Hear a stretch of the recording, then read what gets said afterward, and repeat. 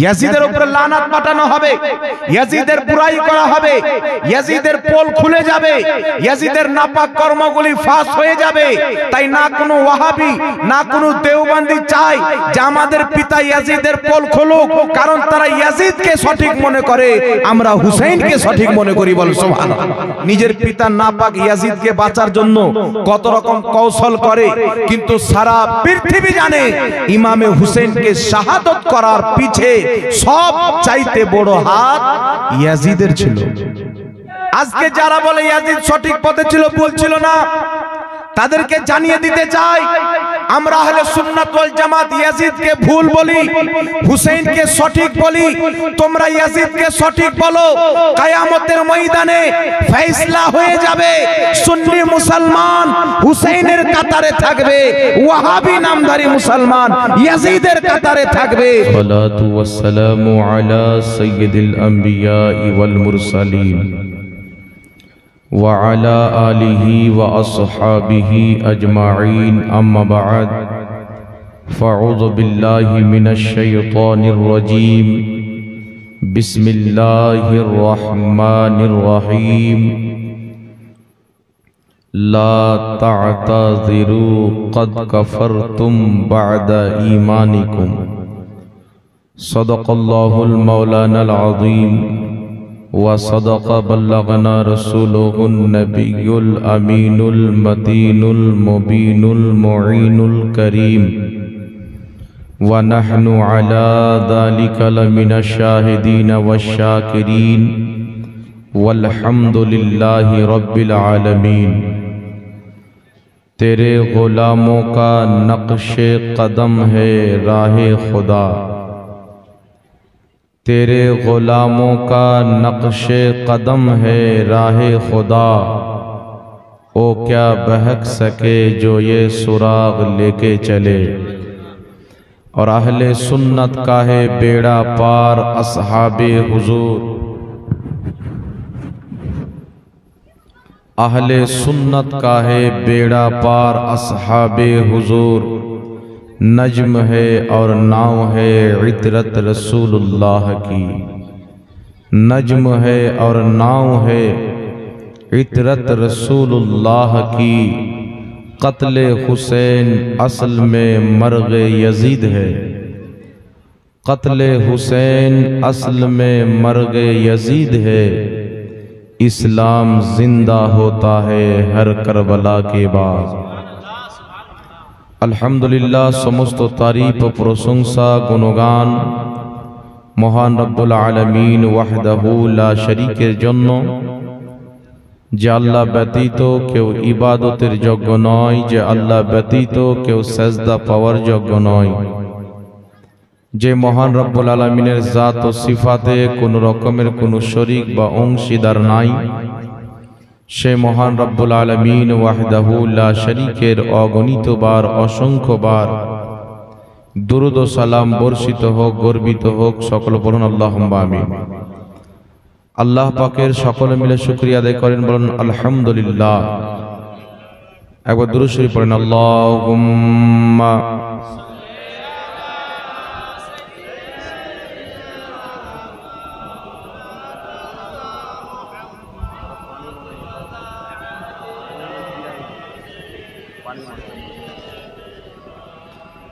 وعلى آل سيدنا مولانا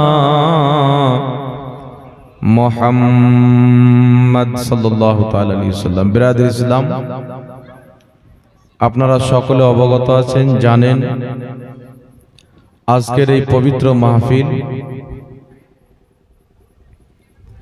ইমামে হুসাইন রাদিয়াল্লাহু তাআলা আনহুর শাহাদত এবং আহলে বাইতের ফজিলতের উপরে। যে ইমামে হুসাইন ইয়াজিদের হাত থেকে নিজের গর্দান কাটিয়ে নিজের সন্তানকে শহীদ করিয়ে, আত্মীয় স্বজনকে শহীদ করিয়ে ইসলামকে হিফাজত করেছেন, সেই ইমামে হুসেনের নামে আজকে এই জালসার আয়োজন করা হয়েছে। শুনে অত্যন্ত খুশি হল যে আজ এই গ্রামের যুবক ছেলেরা মিলে, ওলামায়ে কেরাম মিলে ইমামে হুসাইন রাদিয়াল্লাহু তাআলা আনহুর স্মরণে এই বিরাট জালসার আয়োজন করেছেন। আল্লাহ তাবারাক ওয়া তাআলা যেন কিয়ামতের ময়দানে আমাদের সকলকে ইমামে হুসাইন রাদিয়াল্লাহু তাআলা আনহুর সঙ্গে উঠাই। সকল পড়ুন আল্লাহুম্মা আমিন। এই পবিত্র মুহররমুল হারামের 10 তারিখ ইয়াউমে আশুরা একটি গুরুত্বপূর্ণ দিন। সর্বপ্রথম আল্লাহ তাবারাক ওয়া তাআলা আদম আলাইহিস সালাতু ওয়াস সালামকে জান্নাত থেকে বের করে যখন এই পৃথিবীর জমিনে পাঠিয়েছিলেন, যেই দিনে সর্বপ্রথম মানুষ আদম আলাইহিস সালামের কদম এই পৃথিবীতে পড়েছেন, ওই দিন হচ্ছে মুহররমুল হারামের 10 তারিখ।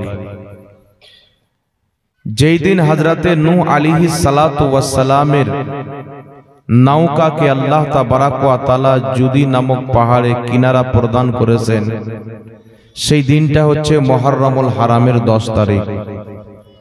যেই দিন হযরতে ইব্রাহিম আলাইহিস সালাতু ওয়াস সালাম নমরুদের আগুন থেকে নাজাত পেয়েছেন, সেই দিনটা হচ্ছে মুহররমুল হারামের 10 তারিখ।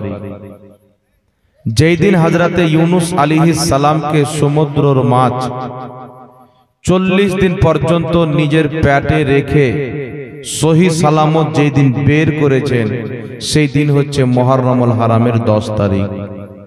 যেই দিন হযরতে মুসা আলাইহিস সালাতু ওয়াস সালামকে আল্লাহ পাক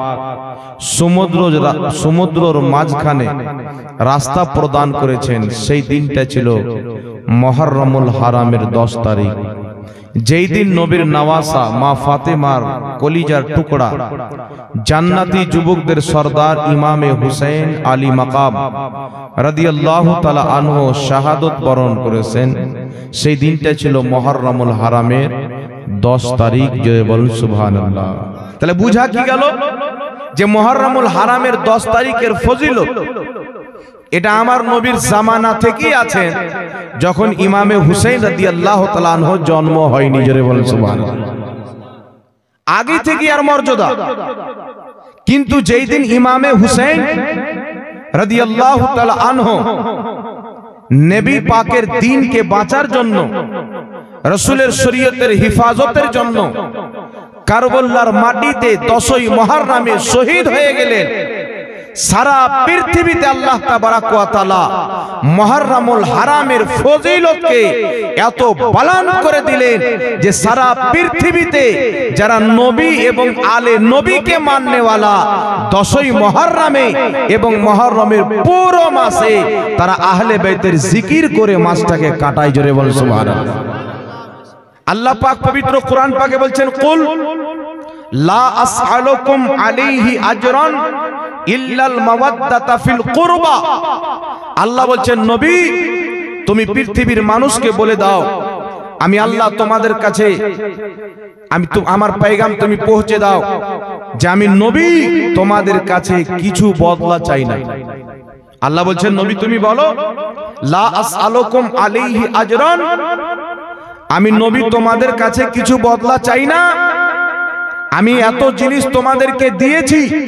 ইসলাম পেয়েছো আমি নবীর জন্য, নামাজ পেয়েছো নবীর জন্য, রোজা পেয়েছো নবীর জন্য, হজ যাকাত পেয়েছো নবীর জন্য, কালেমা পেয়েছো নবীর জন্য, কুরআন পেয়েছো নবীর জন্য, হাদিস পেয়েছো নবীর জন্য, সাহাবা নবীর জন্য, আউলিয়া নবীর জন্য, এক আল্লাহ পেয়েছো আমি নবীর জন্য।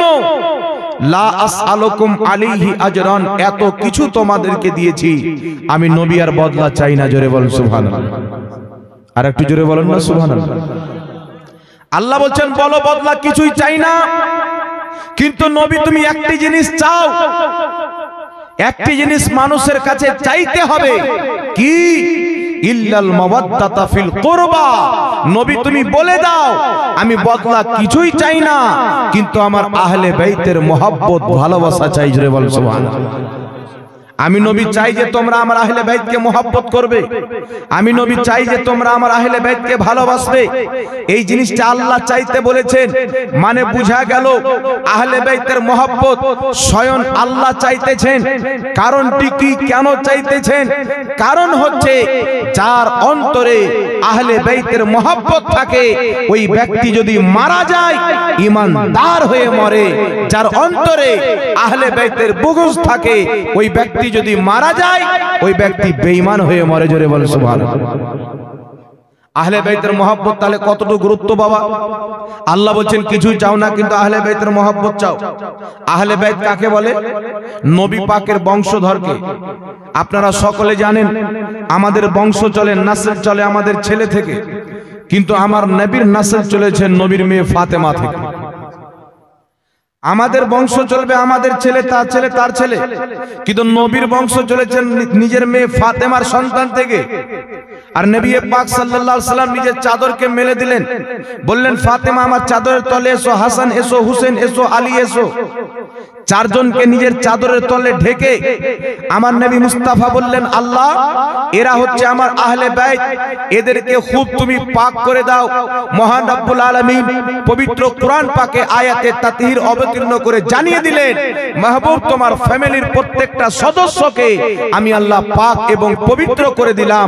প্রত্যেক নাপাকিকে, প্রত্যেক অপবিত্রতাকে তোমার আহলে বাইত থেকে দূরে করে দিলাম। জোরে বলেন সুবহানাল্লাহ। তাহলে বুঝা কি গেল? নবীর আহলে বাইতকে আলী, ফাতেমা, হাসান, হুসেন এবং তিনাদের যত আওলাদ কিয়ামত পর্যন্ত হবে সবাই আহলে বাইতের অন্তর্ভুক্ত। জোরে বলেন সুবহানাল্লাহ। তো নবীর খানদানের মহব্বত আল্লাহ চেয়েছেন, কারণটি কি? বহুত কিছু চাওয়ার ছিল। লা আসআলুকুম আলাইহি আজরান, কিছুই চেয়েও না কিন্তু আহলে বাইতের মহব্বত চাও। তাহলে কিছুই যখন চাওয়া হল না তো আহলে বাইতের মহব্বত কেন চাওয়া হলো? এই জন্য চাওয়া হলো মাতা হুব্বে আলে মুহাম্মাদিন মাতা মুমিন। যেই ব্যক্তি এমন অবস্থায় মারা গেল তার অন্তরে নবীর আহলে বাইতের মহব্বত আছে, মাতা মুমিন, ওই ব্যক্তি মুসলমান হয়ে মরল। জোরে বলেন সুবহানাল্লাহ। তারপরে যার অন্তরে বুগজে আহলে বাইত, নবীর খানদানের বুগজ আছে, এমন অবস্থায় মারা গেল যে আহলে বাইতের দুশমনী অন্তরে, আহলে বাইতের বুগজ অন্তরে, আহলে বাইতের মহব্বত নয়, মাতা কুফর, ওই ব্যক্তি যেখানে মরুক কাফির হয়ে মরবে। জোরে বলেন সুবহানাল্লাহ। তাহলে আমার নবীকে আল্লাহ কেন চাইতে বললেন, মাহবুব তোমার আহলে বাইতের মহব্বত চাও? কারণ যাদের অন্তরে তোমার আহলে বাইতের মহব্বত থাকবে ওই ব্যক্তি যখন মারা যাবে মুমিন হয়ে মরবে। আল্লাহ কোরআনে বলছেন ঈমানদার অতক্ষণ পর্যন্ত মরিও না যতক্ষণ পর্যন্ত না তুমি মুসলমান হয়ে যাবে। তো মুসলমান হয়ে মরার জন্য আহলে বাইতের মহব্বত নিজের অন্তরে বসাইতে হবে। আহলে বাইতের মহব্বত থাকলে মুমিন হয়ে মরবে, আহলে বাইতের মহব্বত না থাকলে কাফির হয়ে মরবে। আমরা আহলে সুন্নাত ওয়াল জামাত মুমিন হয়ে মরতে চাই, তাহলে বাইতকে মহব্বত করি। জোরে বলেন সুবহানাল্লাহ। এবার কিছু লোক থাকে তারা বলতে চায় কি দরকার, এ চলবে না, এ বিদাত, এ না যায় অমুক ধুমুক। কেউ বিদাত না যায় ডাইরেক্ট বলে দেয়, আর কেউ বলে কি করতে করবি, ফালতু টাকা খরচা হবে, বলে কি বল না বাবা। এইবার শুনেন বিরাদর ইসলাম, আচ্ছা বলেন তো মাটির মসজিদের নামাজ হবে কি হবে না? টাইলস না লাগলে নামাজ হবে কি হবে না? তাই টাইলসটা লাগান কেন? বেশি সুন্দর করার জন্য না? জোরে বলেন। তো 10 মুহররমুল হারামে কোন ব্যক্তি যদি আহলে বাইতকে মহব্বত করে, জালসা না করে, জুলুস না করে, মাহফিল না করে, তাদের তাজকিরা না করে, তাহলে আমাদের আলো আওলাদ কি করে বুঝবে যে এই মুহররমুল হারামে নবীর খানদানকে শহীদ করা হয়েছে? আমাদের পর্যন্ত ইসলাম পৌঁছে দেওয়ার জন্য, আমাদের পর্যন্ত কোরআন পৌঁছে দেওয়ার জন্য, আমাদের পর্যন্ত সহিহ দ্বীন পৌঁছে দেওয়ার জন্য ইমামে হুসেন নবীর খানদান নিজের গর্দানকে কাটিয়ে দিয়েছেন। আমাদের আলো আওলাদকে এটা জানাতে হবে, শিক্ষা দিতে হবে আমরা ইয়াজিদি নয়, আমরা হচ্ছি হুসাইনি মুসলমান। বলেন সুবহানাল্লাহ। এখানে একটা জিনিস বুঝতে হবে বিরাদর ইসলাম, যুগে অনেক লোক এসেছেন, মাদ্রাসার উন্নতি কল্পে তাদের জালসা হয়, মসজিদের উন্নতি কল্পে জালসা হয়। তাকে যদি আপনি 20,000 দিয়ে ডাকেন আর বলেন যে আমার বাথরুমের উন্নতি গল্পে জালসা হবে, তবুও চলে আসবে টাকার জন্য। এইরকম মৌলবি আছে। কিন্তু যদি বলেন মুহররমুল হারামে ইমামে হুসেনের নামে জালসা দেব, বিদআত। নাম আহলে হাদিস দিতে পারে, নাম দেওবন্দি দিতে পারে। কিতাবের মধ্যে লিখেছে যে কারবালার ঘটনা সহি সনদেও বয়ান করা যাবে না। এটা লিখলো কেন? পৃথিবীর মানুষ সবাই জানে আপনার আর আমার আব্বার দুইজনের মধ্যে যদি মারামারি হয়, গালাগালি হয়, ঝামেলা হয়, মাওলানা সাহেব গিয়ে যদি আমার বাপের প্রশংসা করে, আপনাকে লাগবে? লাগবে কি লাগবে না? একটু জোরে বলেন, লাগবে কি লাগবে না? আপনার আমার ঝামেলা হলো, এই মাওলানা সাহেব গিয়ে যদি আমার পক্ষ নাই, তাহলে আপনাকে লাগবে, আর আপনার পক্ষ নিলে আমাকে লাগবে। তো যেই মৌলবীরা বলে মুহররমের জালসা চলবে না, অমুক চলবে না, ধুমুক চলবে না, খিচড়ি চলবে না, এরা হচ্ছে ইয়াজিদের আওলাদ। এরা জানে যদি মুহররমুল হারামে ইমামে হুসেনের নামের জালসা হয়, ইয়াজিদের বুরাই হবে, ইয়াজিদের উপরে লানাত পাঠানো হবে, ইয়াজিদের বুরাই করা হবে, ইয়াজিদের পোল খুলে যাবে, ইয়াজিদের নাপাক কর্মগুলি ফাঁস হয়ে যাবে। তাই না কোনো ওয়াহাবি, না কোনো দেওবন্দি চায় যে আমাদের পিতা ইয়াজিদের পোল খুলুক, কারণ তারা ইয়াজিদকে সঠিক মনে করে, আমরা হুসেইনকে সঠিক মনে করি। বল সুবহানাল্লাহ। আর কিয়ামতের ময়দানে আপনি শুনে হবেন, বলে ইয়াজিদ রাদিয়াল্লাহু তাআলা আনহু, আপনারা শুনে হবেন, নাম কি আহলে হাদিস। আমাদের সমাজের কিছু লোক, যুবক ভাইরা হাতে মোবাইল কি করে, ওয়াহাবির বক্তব্যের সুর টানতো, খুব ভালো, ঈমান দিয়ে দিল। তো যেই ব্যক্তির অন্তরে ইয়াজিদের মহব্বত আছে, আর সুর টান নিয়ে কি করবে? না কি বলেন? ইয়াজিদের মহব্বত আছে, সুর টান নিয়ে কি করবে? বুঝে ইয়াজিদকে রাদিয়াল্লাহু আনহু বলা যাবে? ইয়াজিদের কোনো হাত ছিল না ইমামে হুসেনের শহীদে, নাউজুবিল্লাহি মিন জালিক। নিজের পিতা নাপাক ইয়াজিদকে বাঁচার জন্য কত রকম কৌশল করে, কিন্তু সারা পৃথিবী জানে ইমামে হুসেনকে শাহাদত করার পিছে সব চাইতে বড় হাত ইয়াজিদের ছিল। ইয়াজিদের, আজকে যারা বলে ইয়াজিদ সঠিক পথে ছিল, বলছিল না, তাদেরকে জানিয়ে দিতে চাই, আমরা আহলে সুন্নাত ওয়াল জামাত ইয়াজিদকে ভুল বলি, হুসেইনকে সঠিক বলি। তোমরা ইয়াজিদকে সঠিক বলো, কিয়ামতের ময়দানে ফয়সালা হয়ে যাবে। সুন্নি মুসলমান হুসেইনের কাতারে থাকবে, ওয়াহাবি নামধারী মুসলমান ইয়াজিদের কাতারে থাকবে। ইয়াজিদ জাহান্নামে, তার মান্যকারী জাহান্নামে, হুসেইন জান্নাতি, তার মান্যকারী সুন্নি জান্নাতি। বল সুবহানাল্লাহ। এটা সবাই জানে। ইয়াজিদ যে জান্নাতে যাবে কোনো হাদিস নাই, ইয়াজিদ যে জান্নাতে যাবে কোনো ইমামের কোনো ফতোয়া নাই। হুসেইন জান্নাতে যাবে নবীর ফতোয়া, হুসেইন জান্নাতি নবীর হাদিস। শুধু জান্নাতি নয়, আল হাসান ওয়াল হুসেইন সাইয়্যিদা শাবাবি আহলিল জান্নাহ, জান্নাতি যুবকদের সরদার ইমামে হাসান ও হুসেইন। জোরে বল সুবহানাল্লাহ। তাই বিরাদর ইসলাম, ওয়াহাবি নামধারী লোক, দেওবন্দি নামধারী লোক কেন জালসা করে না মুহররমুল হারামে? এরা ইয়াজিদকে সঠিক মনে। আচ্ছা বলেন তো, আপনারা যদি কারবালার ময়দানে থাকতেন, ইমামে হুসেনের পক্ষে হতেন না ইয়াজিদের পক্ষে? জোরে বলতে হবে। আপনার জীবনের মূল উদ্দেশ্য হচ্ছে যে আমি এখান থেকে যাব রায়গঞ্জ। রায়গঞ্জ আপনার মূল উদ্দেশ্য। একজন ব্যক্তির গ্যারান্টি আছে যে এই লোকটা রায়গঞ্জ যাবে, গ্যারান্টি। আর একজন লোকের এইটা গ্যারান্টি আছে যে রায়গঞ্জ কোনদিন যাবে না। আপনি রাস্তা চিনেন না, আপনি কার পিছে যাবেন? যেই ব্যক্তি চিনে তার পিছনে যাবেন, তাই না? একটু জোরে বলতে হবে না? যে ব্যক্তি চিনে। তো ইমামে হুসেন জান্নাতি, আর গ্যারান্টি আছে। ইয়াজিদ জাহান্নামী পালিত, এরও গ্যারান্টি আছে। ইমামে হুসেনকে শহীদ করনে वाला জান্নাতে যাবে না। ইমামে হুসেনকে কতল করনে वालाকে জান্নাতি আমরা বলি না, তাকে আমরা পালিত বলি, ফাসিক ও ফাজির বলি, জুয়ারি বলি, শরাবি বলি, নাসারিয়া বলি। কেন? ইয়াজিদ জুয়া খেলতো, ইয়াজিদ দারু পান করতো, ইয়াজিদ মদ পান করতো, নামাজকে ছেড়ে দিত। তাই একজন গুনহেগার, দারু পান করনেওয়ালা, মদ পান করনেওয়ালা ইমামে আহমদ বিন হাম্বল তাকে কাফির পর্যন্ত বলেছেন। আমাদের ইমামে আজম আবু হানিফা সুকুত করেছেন, কিন্তু আমরা লানাত পাঠাতে ব্যাঘাত করি না। কারণ নবীর বংশকে যে ধ্বংস করেছে ওই ব্যক্তি জান্নাতে যাবে এরকম মুখ রাখে না। আপনাকে যদি গালি দিয়ে আপনার বাড়ি যেতে পারবো? জোরে বলতে হবে। আপনার বাপকে কতল করলাম, আপনার বাড়ি যাব? জি, জোরে বলতে হবে। তো জান্নাত তো হচ্ছে নবীর খানদানের বাড়ি। নবীর মেয়ে ফাতেমা জান্নাতি মহিলাদের সর্দার নেই? নবীর নওয়াসা ইমামে হাসান ও হুসেন জান্নাতি যুবকদের সর্দার। তাহলে যেই জান্নাতের সর্দার সর্দারনি ইমামে হাসান ও হুসেন এবং তিনার মা, তাহলে ওই জান্নাতে ইমামে হুসেনকে শহীদ করে ইয়াজিদি কি করে যাবে? এর জোরে বলতে হবে। এখন মুসলমান মনে করে হুজুর ও তো বক্তব্য দেয়, বাংলাদেশের কিছু বক্তা বেরিয়েছে সুন্নির মতন টুপি পরে, আজহারি লাগিয়ে, ফাজহারি লাগিয়ে, মাদানি লাগিয়ে, পাদানি লাগিয়ে কত রকম বক্তা বেরিয়েছে। আমাদের সমাজের লোক মনে করে এত সুন্দর কি সুটান দিয়ে কথা বলে। শুনেন, ইয়াজিদের পক্ষে কি মুফতি ছিল না? ইয়াজিদি 22,000, হুসেইনি 72। ইয়াজিদের দলে মুফতি আছে, ইয়াজিদের দলে আলিম আছে, ইয়াজিদের দলে হাফিজ আছে, ইয়াজিদের দলে কারি আছে। হুসেন 72, ইয়াজিদি 22,000। ইমামে হুসেন কারবালার ময়দানে ইয়াজিদি 22,000 এর পিছে নামাজ না পড়ে 72 জনকে নিয়ে খিমাতে নামাজ পড়ে প্রমাণ করে দিয়েছেন যাদের অন্তরে নবী এবং আলে নবীর মোহাব্বত নাই, তারা যতই বড় বক্তা হোক তাদের পিছনে নামাজ পড়া চলবে না।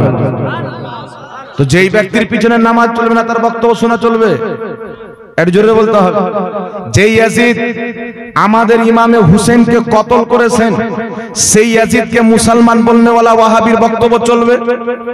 যেই ইয়াজিদ ইমামে হুসেনকে কতল করেছেন, ইমামে হুসেনকে শুধু কতলই নয়, মসজিদে নববী শরীফে 3 দিন পর্যন্ত ঘোড়া বেঁধে পেশাব পাখানা করিয়েছে, আজান নামাজ জামাত বন্ধ রেখেছে। যেই ইয়াজিদ মদিনার মহিলাদেরকে তার লস্কর সৈনিকদের জন্য 3 দিন পর্যন্ত হালাল করেছিল, যেই ইয়াজিদ দারু পান করত, যেই ইয়াজিদ জুয়া খেলতো, ওই ইয়াজিদের পক্ষে যেই মৌলবি থাকবে না তার বক্তব্য শোনা চলবে না তাকে সমর্থন করা চলবে। কথা বুঝে এসছে বাবা? এখন ইয়াজিদের চরিত্রের উপরে একটা দলিল দিয়ে দিচ্ছি। ইমাম ইবনে কাসির নিজের কিতাব আল বিদায়া ওয়ান নিহার মধ্যে লিখছেন, বিশ্ববিখ্যাত তারিখের কিতাব। কি লিখছেন?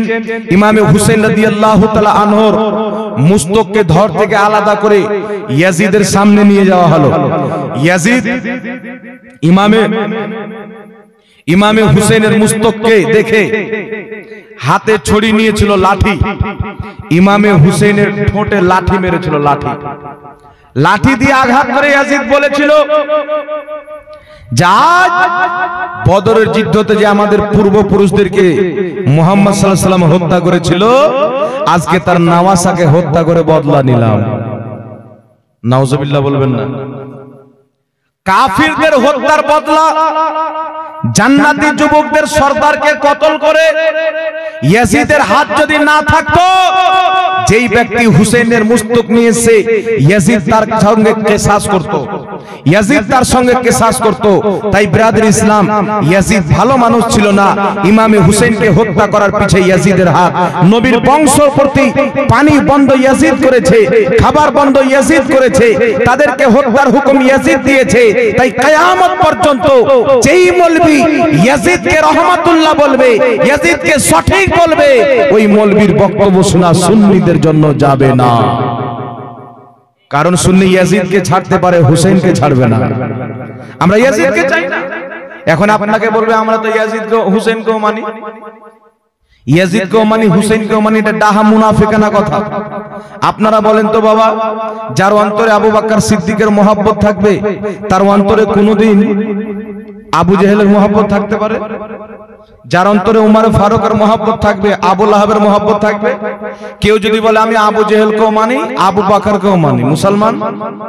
জোরে বলতে হবে। ওকে মুনাফিক বলবেন কি বলবেন না? জি। কেউ যদি বলে যে আলীকেও মহব্বত করি, খারজিকেও মহব্বত করি, ওকে মুনাফিক বলবেন? কারণ যার অন্তরে আবু বকর সিদ্দিকের মহব্বত আছে, আবু জেহেলের মহব্বত থাকতে পারে না। আবু জেহেলকে ওই ব্যক্তি অবশ্যই ঘৃণা করবে। যার অন্তরে ওমর ফারুকের মহব্বত আছে, আবু লাহাবকে ঘৃণা করবে। ঠিক অনুরূপ ভাবে যার অন্তরে আহলে বাইতের মহব্বত আছে, ইয়াজিদকে ঘৃণা করবে। বলুন সুবহানাল্লাহ। আর যদি ইয়াজিদকে ভালোবাসে, হুসেনের মহব্বত নাই, আহলে বাইতের মহব্বত নাই, আহলে বাইতের মহব্বত যদি না থাকে, হাদিস শরীফের মধ্যে এসেছে যদি কোনো ব্যক্তি ইহরামের অবস্থায় মাকামে ইব্রাহিম এবং কাবা ঘরের মাঝামাঝিতে সিজদারত অবস্থায় মারা যায়, তার অন্তরে যদি নবীর খানদানের, নবীর আলের বুগজ থাকে, দুশমনি থাকে, ওই ব্যক্তি কাফির হয়ে মরবে, মুমিন হয়ে মরবে না। যতই হজ করুক, যতই সাজদা করুক, যতই নামাজ পড়ুক, তাহলে বুঝা গেল ঈমানের জান হচ্ছে নবীর আলের মহব্বত। তাই আহলে বাইতের মহব্বতে সুন্নি মুসলমান মুহররমুল হারামের মহিনায় জলসা করছে, কিয়ামত পর্যন্ত করবে। জোরে বলুন সুবহানাল্লাহ। নারায়ে তাকবীর, নারায়ে তাকবীর, নারায়ে রিসালাত, মাসলাকে আলা হযরত হাসনাইন কারিমাইন। ইমামে হুসেনের জলসার বিরোধিতা কোন ইমানদার কোনদিন করতে পারে না।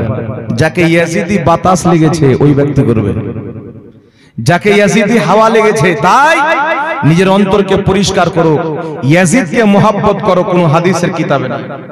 ইয়াজিদকে মহব্বত করো, কোন উলামা বলেননি। হুসাইনকে মহব্বত করো, আল্লাহর কোরআন বলেছে। হুসাইনকে মহব্বত করো, নবীর হাদিস বলেছেন। নবী বলছেন মহব্বতের তরিকা হলো সর্বপ্রথম আল্লাহকে মহব্বত করো, তারপরে আমি রাসূলকে মহব্বত করো, তারপরে আমার আহলে বাইতকে মহব্বত করো। কারণ একজন ঈমানদারের জন্য আল্লাহর মহব্বত জরুরি, নবীর মহব্বত জরুরি, আহলে বাইতের মহব্বত জরুরি। তাই আমরা আহলে সুন্নাত ওয়াল জামাত আল্লাহকেও ভালোবাসি, নবীকেও ভালোবাসি, সাহাবাকেও ভালোবাসি, আহলে বাইতে মুস্তাফাকেও ভালোবাসি। জোরে বলুন সুবহানাল্লাহ। তাই বিরাদর ইসলাম নবী পাক বলছেন হুসাইন মিন্নি ওয়া আনা মিনাল হুসাইন। হুসাইন আমার থেকে, আমি হুসাইনের থেকে। কত বড় ইমামে হুসাইনের শান। তাই কোন ব্যক্তি যদি ইয়াজিদের গুণগান করে, একটা কথাতে উত্তর দিবেন যে যাকে মহব্বত করে কিয়ামত তার সঙ্গে হবে, জান্নাতে তার সাথে থাকবে। আমরা হুসাইনকে মহব্বত করি, কিয়ামতের ময়দানে হুসাইনের সাথে থাকবো। তোমরা ইয়াজিদকে মহব্বত করো, কিয়ামতের ময়দানে ইয়াজিদের সাথে থাকবে। যারা হুসাইনের সাথে থাকবে তাদের বেড়া আল্লাহ পার করিয়ে দিবে। জোরে বলো সুবহানাল্লাহ।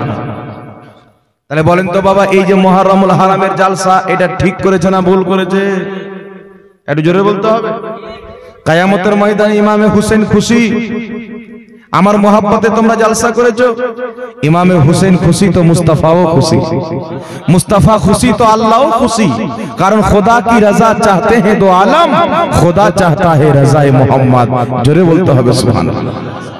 তাই ব্রাদার ইসলাম ইউটিউবে বক্তব্য দেখবেন ইয়াজিদি আছে না হুসাইনি আছে। এদের মুখ দিয়ে কোনোদিন হুসাইনের প্রশংসা শুনতে পাবেন না। আমি কোরআন থেকে দুটি আয়াত আপনাদেরকে শুনিয়েছি, এই দুটি আয়াত আজ পর্যন্ত কোনো ওয়াহাবি পড়েনি বাংলার। যেইগুলো হাদিস বললাম এরা কোনোদিন আপনাকে শোনাবে না। কারণ এরা হচ্ছে ইয়াজিদি, এরা জানে হুসাইনের যত মহব্বত মুমিনের অন্তরে বসবে তত বেশি ইয়াজিদকে ঘৃণা করবে। আর ইয়াজিদ হলো এদের রুহানি বাপ। বেটা কোনদিন চাই না যে বাপকে ঘৃণা করুক, না কি বলেন? তাই বেটা লেগে আছে, ইয়াজিদের হাত ছিল না, ইয়াজিদের রূহ ছিল না। বেটা তুই ইয়াজিদের সাথে জাহান্নামে যাবি, আমরা হুসাইনের সাথে জান্নাতে যাব। জোরে বলো সুবহানাল্লাহ, ইনশাআল্লাহ। এইবার চলে আসেন বিরাদর ইসলাম, এটা তো মুহররমুল হারামের ব্যাপারে, আহলে বাইতের ফজিলতের ব্যাপারে কিছু আলোচনা ছিল, যেটা আমি আপনাদেরকে বুঝিয়ে দিলাম। আর একটি কথা মনে রাখবেন, ইমামে হুসাইনের নানার মতন কাউরির নানা নাই, ইমামে হুসেনের মায়ের মতো কাউরির মা নাই, ইমামে হুসেনের বাবার মতো কাউরির বাবা নাই। আমার আপনার নবী সাল্লাল্লাহু আলাইহি সাল্লাম মাল বন্টন করছেন, ইমামে হুসেন হাসানকে 2 হিস্সা দিচ্ছেন, অন্য সাহাবীকে তিনাদের সন্তানকে 1 হিস্সা দিচ্ছেন। একজন সাহাবী বলছেন, হুজুর আমরা তো এটা বলতে পারবো না যে আপনি ইমামে হুসেনের ভাগ কমিয়ে দেন, কিন্তু আপনি তো নিজের দয়াতে আমাদের ভাগ বাড়াতে পারেন, আপনি তো আমাদের ভাগ বাড়াতে পারেন। নবী পাক সাল্লাল্লাহু আলাইহি সাল্লাম বলেন, হুসেনের মত নানা নিয়ে এসো, ইমামে হাসান ও হুসেনের মত মা নিয়ে এসো। ইমামে হাসান ও হুসেনের মতন বাবা নিয়ে এসো। তোমাদের বাবা যখন হুসেনের বাবার মতন নয়, তোমাদের মা যখন হাসান ও হুসেনের মায়ের মতন নয়, তোমাদের নানা যখন হাসান ও হুসেনের নানার মতন নয়, তো ইমামে হাসান ও হুসেনের সমতুল্য ভাগও তোমাদের জন্য নয়। জোরে বলতে হবে সুবহানাল্লাহ। কি বুঝতে পারলেন ব্রাদার ইসলাম? মর্যাদা দেখে আল্লাহ দুনিয়াতে জান্নাতের টিকিট দিয়ে দিয়েছেন। শুধু টিকিট নয়, জান্নাতি যুবকদের সর্দার বানিয়ে দিয়েছেন। আর এই হুসেনকে কতল করেছেন ইয়াজিদ জুয়ারি, ইয়াজিদ সারাবি। ইয়াজিদের গুণগান তো ওয়াহাবি করে, হুসেনের গুণগান করে না। আপনারা কোনদিন শুনেছেন যে ইমামে হুসেনের আহলে বাইতের ফজিলতের উপরে তারা 10 মিনিট বক্তব্য দিয়েছেন? কোনদিন শুনেছেন? কারণ তাদের অন্তরে আহলে বাইতের মহব্বত নাই, ইয়াজিদের মহব্বত আছে। আর যাদের অন্তরে আহলে বাইতের মহব্বত নাই, মাতা বুগজে আলে মুহাম্মাদিন মাতা কুফর। যেই ব্যক্তির অন্তরে হুসেনের আহলে বাইতের বুগজ আছে, ওই ব্যক্তি কাফির হয়ে মরবে, কোনদিন মুমিন হয়ে মরবে না। এই জালসা সাজানো হয়েছে আজকে ইমামে হুসেনের শান শুনবেন, আহলে বাইতের প্রশংসা শুনবেন, আপনার অন্তরে নবীর ফ্যামিলির মহব্বত গেঁথে যাবে, আপনার মৃত্যু হবে ইমামে হুসেনের সাদকায় ঈমানদার হয়ে যাবে। বলেন সুবহানাল্লাহ।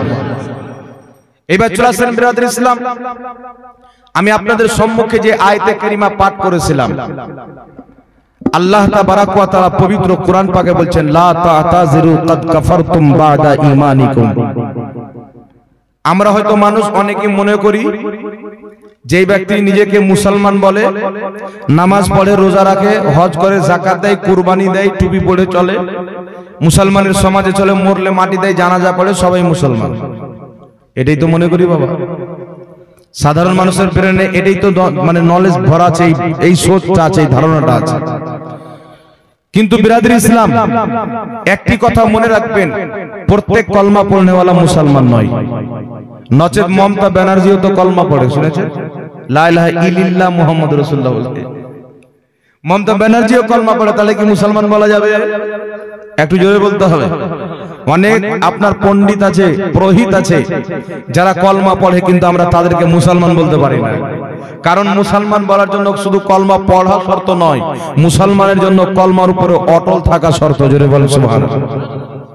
এইবার বিরাদর ইসলাম, আল্লাহ তাবারাক ওয়া তাআলা পবিত্র কোরআনে বলছেন, লা তা'তাযিরু কাদ কাফারতুম বা'দা ঈমানিকুম। তুমি ঈমান আনার পরে কাফির হয়ে গেছো। অর্থাৎ একজন ব্যক্তি মুসলমান তো হয়েছিল, কলমা তো পড়েছিল, নবীর পিছনে নামাজ পড়তো, নবীর সাথে যুদ্ধের ময়দানে যেত। ওই ব্যক্তি একদিন হঠাৎ করে আমার আপনার নবী সাল্লাল্লাহু আলাইহি সাল্লাম বলছেন, একজন সাহাবীর উট হারিয়ে গেল। নবী পাক বলছেন, তোমার উট অমুক জঙ্গলে, তোমার উটনি রয়েছে অমুক জায়গাতে। নবী পাক বললেন। ওই ব্যক্তি বাইরে গিয়ে বলছে, মোহাম্মদ বলে অমুকের উট অমুক জঙ্গলে আছে। মোহাম্মদ গায়েবের খবর কি জানে? মোহাম্মদ তো গায়েব জানে না। আল্লাহ তাবারাক ওয়া তাআলা মাসিয়াত দেখেন, আল্লাহ তাবারাক ওয়া তাআলার হিকমত দেখেন। ওই মুনাফিক যখন বলল মুহাম্মদ গায়েব জানে না, তাফসিরে নিশাপুরের মধ্যে হাদিসটি উল্লেখ। একজন সাহাবী, কিছু সাহাবী শুনে নিলেন। তারপরে যখন শুনে নিলেন, তারা তো বলছে আমরা মাজাক করছিলাম, আমরা তো ঠাট্টা করছিলাম। আল্লাহ পাক আয়াত দিয়ে পাঠালেন, জিবরিল যাও, ওয়ালা ইন সাআলতাহুম লা ইয়াকুলুন্না ইন্নামা কুন্না নাখুদু ওয়া নালআবু কুল আবিল্লাহি ওয়া আয়াতিহি ওয়া রাসূলিহি কুনতুম তাস্তাযিউন। হে জিবরিল, তুমি গিয়ে বলে দাও, আয়াত আমার নবীকে দিয়ে দাও। আল্লাহ আয়াত দিয়ে পাঠালেন যে তুমি কি আল্লাহর আয়াতকে ঠাট্টা করো, আল্লাহর নবীকে ঠাট্টা করো? লা তা'তাযিরু, বাহানা করিও না, ঠাট্টা করিও না। লা তা'তাযিরু কাদ কাফারতুম বাদা ঈমানিকুম। তুমি ঈমান আনার পরে আমার নবীর গুস্তাখি করার জন্য কাফির হয়ে গেছো। বলেন নাউযুবিল্লাহ। আল্লাহর কোরআন কি সাক্ষী দিলেন? ঈমান আনার পরে নবীর গুস্তাখি করার কারণে কাফির হয়ে গেল। আর সর্বপ্রথম নবীর বেয়াদবি করার কারণে কাফির হয়েছিল ইবলিস। আল্লাহ যখন আদমকে সৃষ্টি করলো, মহান রব্বুল আলামিন বললেন উসজুদু লি আদম, আদমকে সাজদা করো। ফাসাজাদু, সবাই সাজদা করলো, ইল্লা ইবলিস, কিন্তু ইবলিস সাজদা করলো না। আল্লাহ তাবারাক ওয়া তাআলা ইবলিসকে শয়তান বানিয়ে দিলেন, কাফির বানিয়ে দিলেন। ইবলিসের কি নামাজ ছিল না? ইবলিসের কি ইবাদত ছিল না? শুনেন, 6 কোটি বছর ইবলিস ইবাদত করেছিল, সাজদা করেছিল, তাসবিহ তাহলিল করেছিল, জিক্র আজকার করেছিল। কিন্তু আল্লাহ তাবারাক ওয়া তাআলা পৃথিবীকে একটা পয়গাম দিয়ে দিলেন, কোরআন পাকে একটি শিক্ষা দিয়ে দিলেন, যদি কোনো ব্যক্তি 6 কোটি শুধু নয় 6 আরব বছর নামাজ পড়ে, কপালে ঘাটটা থাকে, প্রত্যেক বছর হজ করে, আমার নবীর বুকস যদি তার অন্তরে থাকে, আমার নবীর যদি গুস্তাখি করে, যতই নামাজ পড়ুক ওই ব্যক্তি কাফির হয়, মুসলমান থাকতে পারে না। জোরে বলেন সুবহানাল্লাহ। মুসলমান থাকতে পারে না, কারণ যদি নামাজ পড়লে মুসলমান হয়ে যেত। আল্লাহ বলতো ইবলিস আদমকে সাজদা করলে না তো কি হলো? আমার ইবাদত তো 6 কোটি বছর করেছো, 6 কোটি বছর সাজদার বরকতে তোমাকে মাফ করে দিলাম, 6 কোটি বছর নামাজের বরকতে মাফ করে দিলাম। কিন্তু আল্লাহ বলছে ইবলিস কিয়ামত পর্যন্ত আমার বান্দা হবে। কেউ গুনাহ করবে, কবিরা গুনাহ, সগীরা গুনাহ, বড় বড় গুনাহ করে আমার কাছে কান্নাকাটি করবে, তওবা করবে, আমি ক্ষমা করব। বড় বড় পাপের ক্ষমা তো আমি আল্লাহ করে দিব।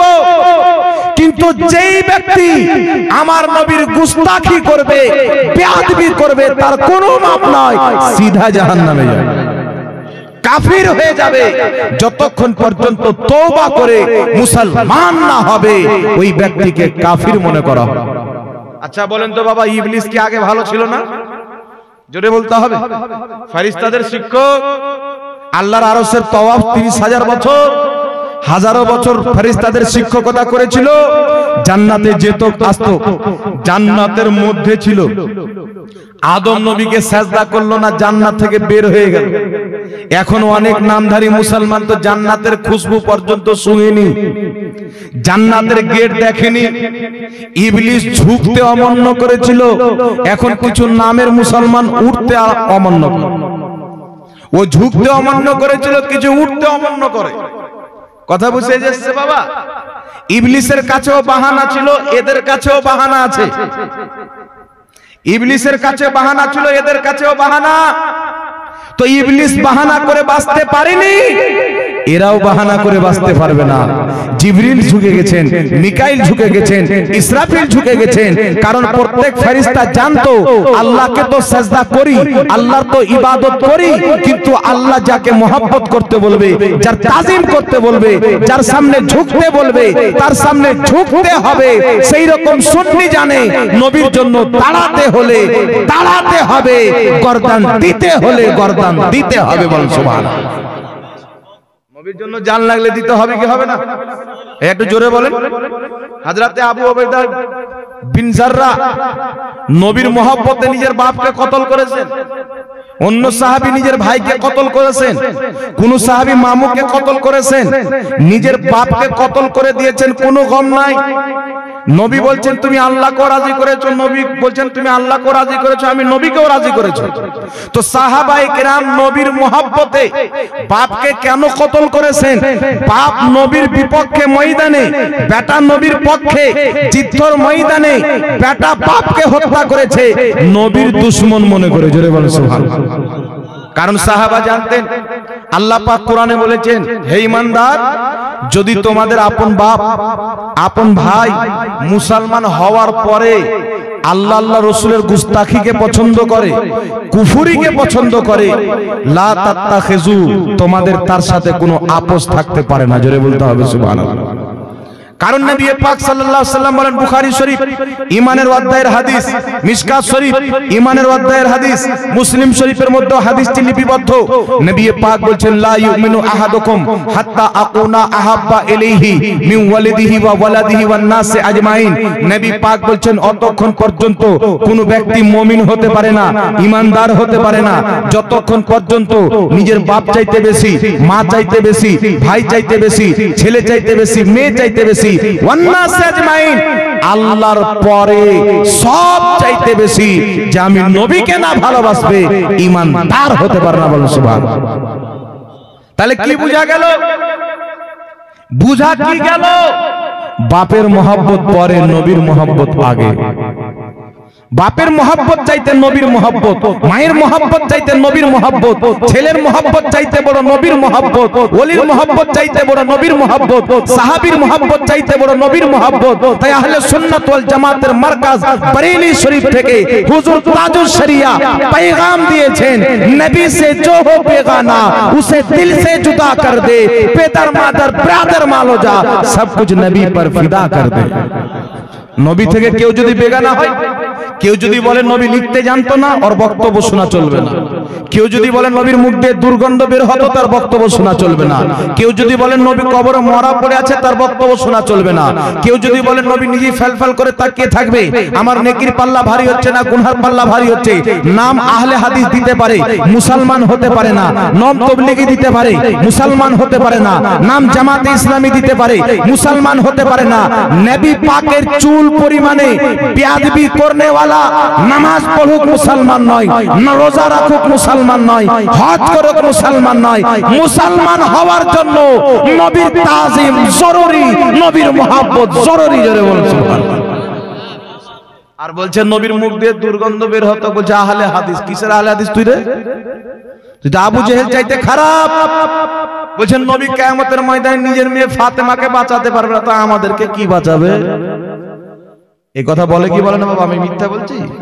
আপনারাও হয়তো ইউটিউবে শুনে হবে এই সমস্ত মৌলবীকে তালাক দিতে হবে, আর ইহুদি খ্রিস্টান চাইতেও খারাপ, যে টুপি লাগিয়ে দাড়ি লাগিয়ে নবীর বেয়াদবি করে ইসলামের নামে। ইহুদি খ্রিস্টান তো ইসলামের প্রকাশ্য দুশমন, এরা গোপনের দুশমন। আর প্রকাশ্য দুশমন চাইতে গোপনের দুশমন বেশি ডেঞ্জারাস। কথা ঠিক না বেঠিক? একটু জোরে বলতে হবে।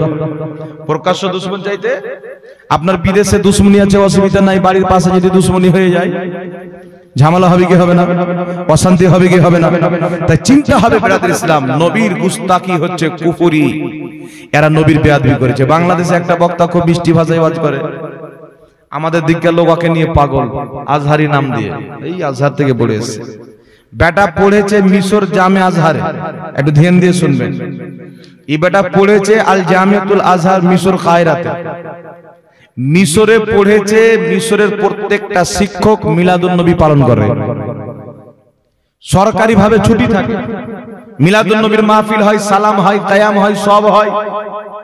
যারা সালাম কিয়াম করে তাদের কাছে পড়ে এসে বাংলাদেশে বলছে মিলাদ সালাম করা বিদআত। তাহলে মুনাফিক কি মুনাফিক না? একটু জোরে বলতে হবে। বলছে নবী লিখতে জানতো না, সিগনেচার করতে জানতো না। কেন? ওনার আক্ষরিক জ্ঞান ছিল না। 1 2 3 লেখা থাকলে পড়তেও জানতো না। কোনটারে আলিফ বলে, কোনটারে বা বলে, কোনটারে জিম বলে, কোনটারে হা বলে, কোনটারে 1 বলে 2 বলে, এটা লেখা থাকলে পড়তেও পারতো না। এটা তোমাদের কোন মূর্খ নবী হবে? আমাদের নবী তো সবচেয়ে বড় শিক্ষিত। আমাদের নবী বলছেন বইস্ত মুআল্লিমান, আমি পৃথিবীর শিক্ষক হয়ে এসেছি, দুনিয়ার মানুষ দুনিয়াতে পড়ে, আমি আমার আল্লাহর কাছে পড়েছি। বলুন সুবহানাল্লাহ। ওই যে নবী লিখতে জানতো না, পড়তে জানতো না। শুনো, আমার নবী যদি চন্দ্রকে ইশারা করতেন, চন্দ্র লিখতে আরম্ভ করত। সূর্যকে ইশারা করতেন, সূর্য লিখতে আরম্ভ করত। তাই ব্রাদার ইসলাম, ঈমান আকীদা শুদ্ধ রাখতে হবে। নবী লিখতে জানতো না, পড়তে জানতো না, এটা হলো জাল আকীদা। নবী লিখতে জানতো, পড়তে জানতো, এটা হলো হাদিসের সহিহ আকীদা। বলুন সুবহানাল্লাহ। এখন বলবেন দলিল কোথায়? শুনেন, আপনাদেরকে দলিলটা দিয়ে দিই। মানুষের মগল, আমি তো চিন্তা করতে পারি না যে মানুষের ব্রেনে কত গোবর না ভরা থাকলে এই কথাকে বিশ্বাস করে যে নবী লিখতে জানতো না। এটা কোনদিন বিশ্বাস করতে পারে? যুক্তি দিচ্ছে কি? আল্লাহ এই জন্য ওনাকে লিখতে পড়তে শিখায়নি যেন ইহুদিরা না বলে যে নিজেই তৈরি করে কোরআন বলছে। এই জন্য আল্লাহ পড়তে শিখায়নি, লিখতে শিখায়নি। আচ্ছা, আল্লাহ নবীকে পড়তে লিখতে শিখায়নি, এটা কোন কিতাবের মধ্যে আছে? কোন তো রেফারেন্স হবে? বিনা রেফারেন্সে নবী আল উম্মি, উম্মির মানা বানিয়ে দিল। পড়তে জানতো না, লিখতে জানতো না। কিন্তু উম্মির মানা সেটা না। উম্মির মানে যে দুনিয়াতে কোথাও পড়েনি, স্বয়ং আল্লাহর কাছে পড়েছে। জোরে বলুন সুবহানাল্লাহ। তাকে বলা হয় উম্মি। নচেত বিরাদর ইসলাম শুনেন, আমার আপনার নবী নিজে সিগনেচার করেছেন, সহিহ হাদিসের মধ্যে উল্লেখ রয়েছে। একটু লক্ষ্য করে শুনবেন, দলিলটি অন্তরের খাতাতে লিখলেন। যেই মৌলবি বলেছে নবী লিখতে পড়তে জানতো না, এদের বক্তব্য শোনা শরীয়তে জায়েজ নয়। ইমানদার মুসলমানের জন্য ইমানের রক্ষার খাতিরে, আকীদার রক্ষার খাতিরে, নবীর তাজিমের খাতিরে এদের বক্তব্য শোনা শরীয়তে হারাম আছে। এই হারাম কাজ থেকে আপনাকে বাঁচতে হবে, নচেত আপনার ওই ঈমান চলে যেতে পারে। উঠান বুখারী শরীফ হাদিস নাম্বার 12, বুখারী শরীফ হাদিস নাম্বার 2699। কত নম্বর হাদিস? আজকে মুখস্থ করেন। বুখারী শরীফ, জোরে বলেন, বুখারী শরীফ হাদিস নাম্বার 2699। মনে থাকবে, বুখারী শরীফ হাদিস নাম্বার 2699। কারোর কাছে বাড়িতে বুখারী থাকলে খুলে দেখে নেবেন। সুলহে হুদাইবিয়ার টাইমে আমার আপনার নবী সাল্লাল্লাহু আলাইহি সাল্লামের চুক্তিপত্র ইহুদিদের সাথে হলো। আমার নবী সাল্লাল্লাহু আলাইহি সাল্লাম চুক্তিপত্রের শেষে লিখেছিলেন মুহাম্মাদুর রাসূলুল্লাহ। ইহুদিদের হাতে যখন গেল, ইহুদিরা বলল, আপনার নাম তো মুহাম্মাদুর রাসূলুল্লাহ নয়। মুহাম্মাদুর রাসূলুল্লাহ মানে মুহাম্মদ আল্লাহর রাসূল। আমরা ইহুদি আপনাকে রাসূল মানি না। যদি রাসূল মানতাম আমাদের দ্বন্দ্ব হতো না। আপনাকে আমরা রাসূল মানি না, আপনি নিজেকে রাসূল বলেন, তাই তো দ্বন্দ্ব। তো আপনি আপনার এই উপাধি কাটিয়ে আপনি নিজের নাম লেখেন। আমার নবী বললেন, আলী কাটিয়ে দাও। আলী বললেন, ইয়া রাসূলুল্লাহ, আল্লাহর কসম আমি কাটতে পারবো না, কারণ আমি তো আপনাকে রাসূল মানি। হযরতে আলীর হাত থেকে পুরচাটা নবী পাক নিলেন। নেওয়ার পরে মুহাম্মদ রাসূলুল্লাহ শব্দটা মুছলেন। মুছার পরে ফাকাতাবা মুহাম্মদ ইবনে আব্দুল্লাহ, আমার নবী নিজের হাতে লিখলেন মুহাম্মদ ইবনে আব্দুল্লাহ। জোরে বলেন সুবহানাল্লাহ। তাহলে আমার নবী সিগনেচার করতে জানতেন কি জানতেন না? বুখারীর মানবেন না এই গাধার মানবেন? জোরে বলতে হবে। বুখারীর হাদিস মানবেন না এই গাধা মৌলবীর ফতোয়া মানবেন? হাদিস মানতে হবে মুসলমান। নাম আহলে হাদিস, হাদিস মানে না, হাদিসের নামে চুরি করে। হাদিস তো আহলে সুন্নাত ওয়াল জামাত মানে। নবী সিগনেচার করেছেন, আমরা বিশ্বাস করি। ইমাম ইবনে হাজার আসকালানী রাহমাতুল্লাহ আলাইহি বুখারী শরীফের সারা ফাতহুল বারীর মধ্যে লিখেছেন, নবী আমার নিজে সিগনেচার করেছেন। ইমাম কাজী আয়াজ রাহমাতুল্লাহ আলাইহি শিফা শরীফের মধ্যে হাদিস লিখেছেন, আমার নবী মুস্তাফা হযরতে আমিরে মুআবিয়া রাদিয়াল্লাহু তাআলা আনহুকে লিখতে শিখিয়েছেন। আলিফটা এইভাবে লেখো, বাটা এইভাবে লেখো, মিম এইভাবে লেখো, আল্লাহ এইভাবে লেখো। তাই বিশ্ববিখ্যাত মুফাসসির ইমাম ইসমাইল হাক্কি রাহমাতুল্লাহ আলাইহি নিজের কিতাব তাফসীরে রুহুল বায়ানের মধ্যে লিখছেন, আমার আপনার নবী সাল্লাল্লাহু আলাইহি সাল্লাম নিজেও লিখতে জানতেন, অপরকেও শিক্ষা দিতেন। জোরে বলেন সুবহানাল্লাহ। আর একটু জোরে বলতে হবে সুবহানাল্লাহ।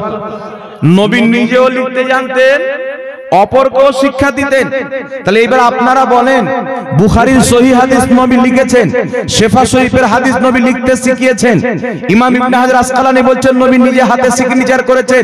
ইমাম ইসমাইল হাক্কি বলছেন নবী অক্ষরিক জ্ঞান জানতেন, অপরকে শিক্ষা দিতেন।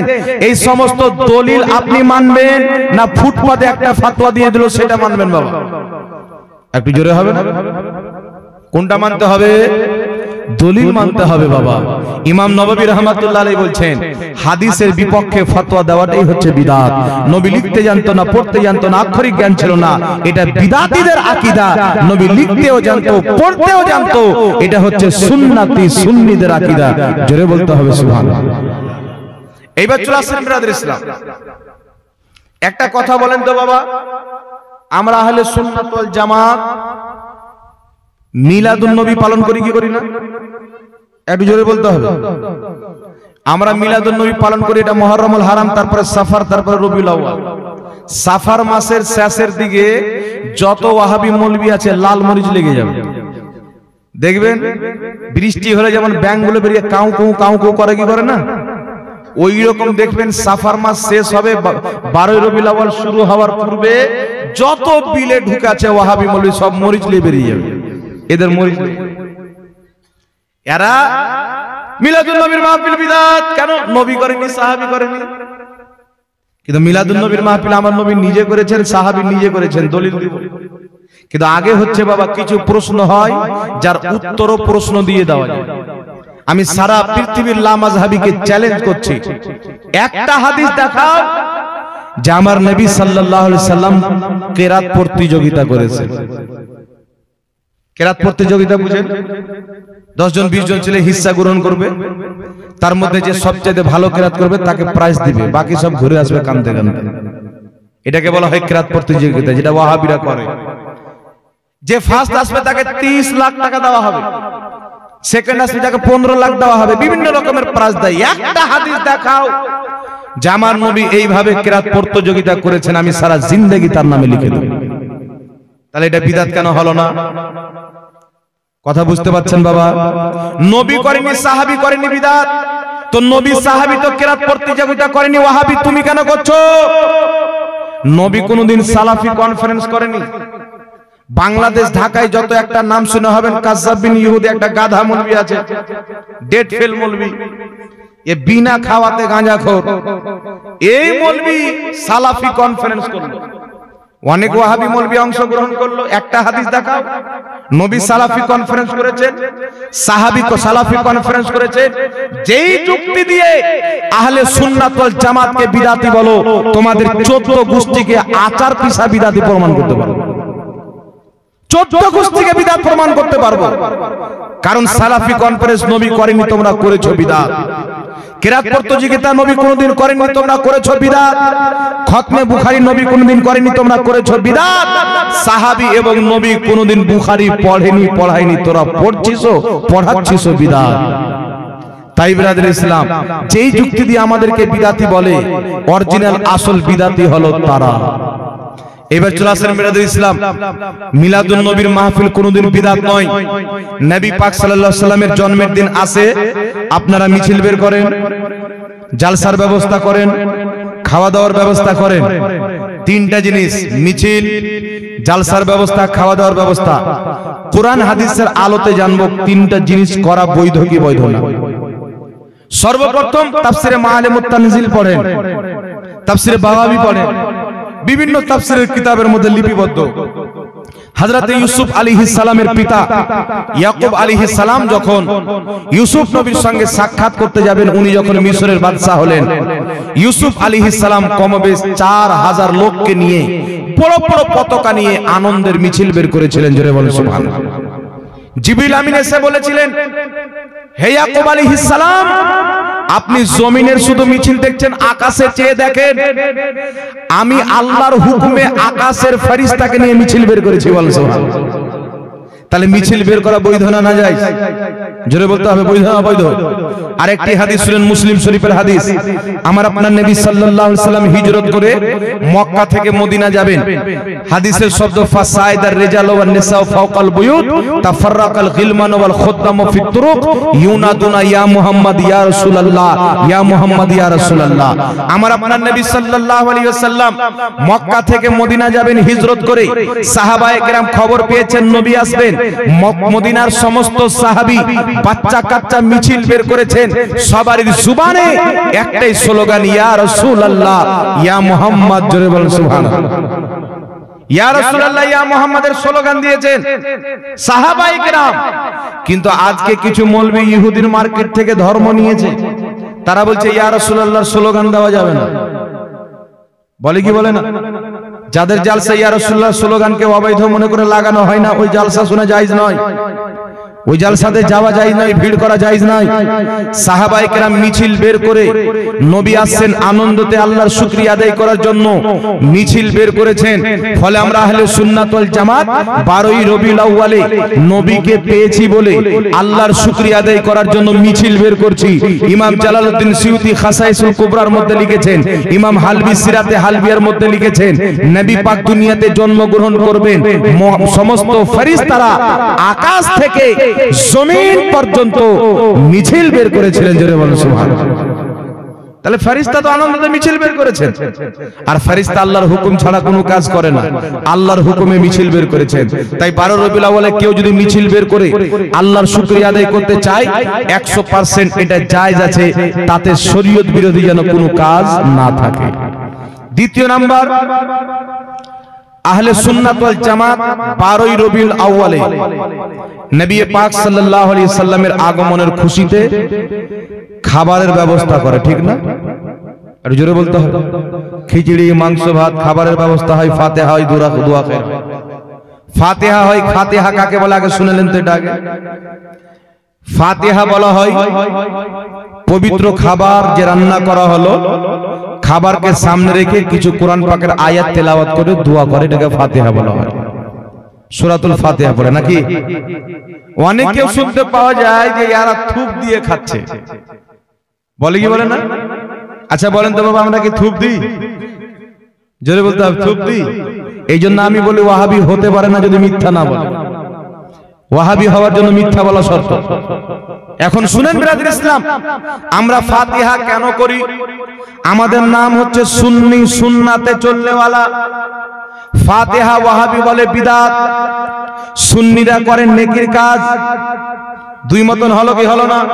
তাহলে নবীর কর্মকে যারা নেকির কাজ মনে করবে তারা সুন্নি আহলে সুন্নাত ওয়াল জামাত, নবীর কর্মকে যারা বিদআত মনে করবে তারা হলো পথভ্রষ্ট জাহান্নামী ফিরকা।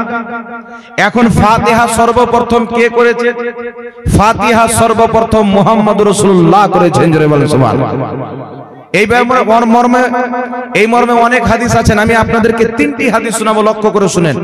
মুসলিম শরীফের হাদিস, নবী পাক সাল্লাল্লাহু আলাইহি সাল্লাম জিদ্দুর ময়দানে আছেন, সাহাবায়ে কেরামও আছেন। জিদ্দ চলতে চলতে চলতে খাবারও তো শেষ হচ্ছে। খাবার শেষ, সাহাবী এসে বলছেন ইয়া রাসূলুল্লাহ খাবার তো শেষ, আপনি যদি অনুমতি দেন যেইগুলো সাওয়ারিতে আমরা চেপে এসেছি দুই একটা জবাই করে নেব। হযরত ওমর ফারুক বলছেন হুজুর সাওয়ারি যদি জবাই করে নি যাতায়াতের সমস্যা হবে, চলাফেরার অসুবিধা হবে। হুজুর আপনি এক কাজ করেন, যাদের কাছে যা খাবার আছে নিয়ে ডাকেন, আপনি একটু দোয়া করে দেন। নবী পাক সাল্লাল্লাহু আলাইহি সাল্লাম আদেশ করলেন, একটি চাদর বিছানো হলো, কেউ দুই একটা খেজুর নিয়ে আসলেন, কেউ রুটির টুকরা নিয়ে আসলেন, কেউ হালকা আটা নিয়ে আসলেন। নবী পাক ওখানে খাবার জমা করে দিলেন। আল্লাহর নবী সাল্লাল্লাহু আলাইহি সাল্লাম খাবার সামনে রেখে দোয়া করলেন। নবী পাকের দোয়া করাতে খাবারে এত বরকত হলো, সমস্ত সাহাবী পেট ভরে খেলেন, নিজের বাসনে ভরে নিলেন। বল সুবহানাল্লাহ। এটা কি বলা হয় ফাতিহা? খাবার সামনে রেখে দোয়া আমার নবী করেছেন, নবী তরিকা দিয়েছেন, শিক্ষা দিয়েছেন। ভালো খাবার সামনে রেখে দোয়া করো, তোমার খাবারে বরকত হবে, আমি নবীর সুন্নাতে আমলও হবে। বলেন সুবহানাল্লাহ। দ্বিতীয় নম্বর হাদিস শুনলেন, নবী পাক সাল্লাল্লাহু আলাইহি ওয়াসাল্লাম সাইয়্যিদনা জাবির রাদিয়াল্লাহু তাআলা আনহুর বাড়িতে গিয়েছিলেন দাওয়াত গ্রহণ করার জন্য। তো ছোট খাসি একটা বকরি ছাগল জবাই করেছিলেন। এসেছেন অনেক সাহাবী, দাওয়াত দিয়েছেন নবীকে, নবী পাক সব সাহাবীকে বলেছেন। এসেছেন হবে না, টেনশনে আছেন, নবী বলেন হাড়ি নিয়ে এসো। হাড়ি সামনে নবী পাক হাত রাখলেন, দোয়া করলেন, সাহাবীকে বললেন খাও। শত শত সাহাবী খেয়ে নিলেন।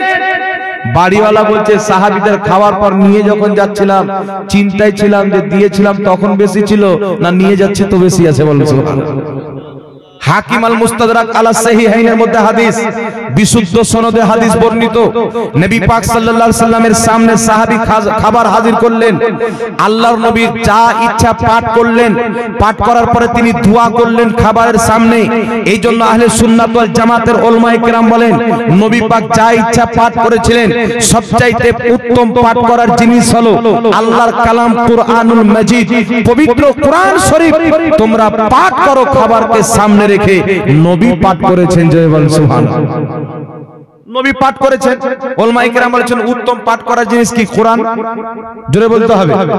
কোরআন চাইতে সর্বোচ্চ কিতাব পৃথিবীতে আছে না ছিল না আছে না হবে? এই কোরআন তেলাওয়াত করে খাবারের সামনে দোয়া, এটা আমার নবী করেছেন। জোরে বলতে হবে সুবহানাল্লাহ।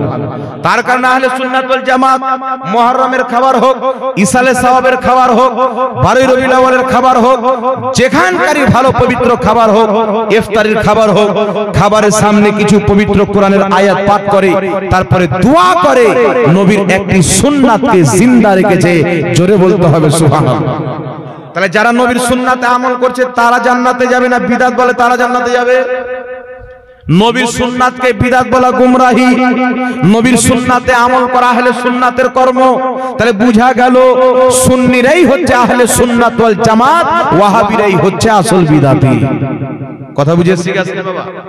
তাহলে ফাতিহা বলেন তো, কেউ যদি বলে থুপ দেওয়া খাবার খাচ্ছে, তো আমার নবী কি খাবারে থুপ দিয়েছিলেন? এটা নবীর সুন্নাতকে অপমান করা।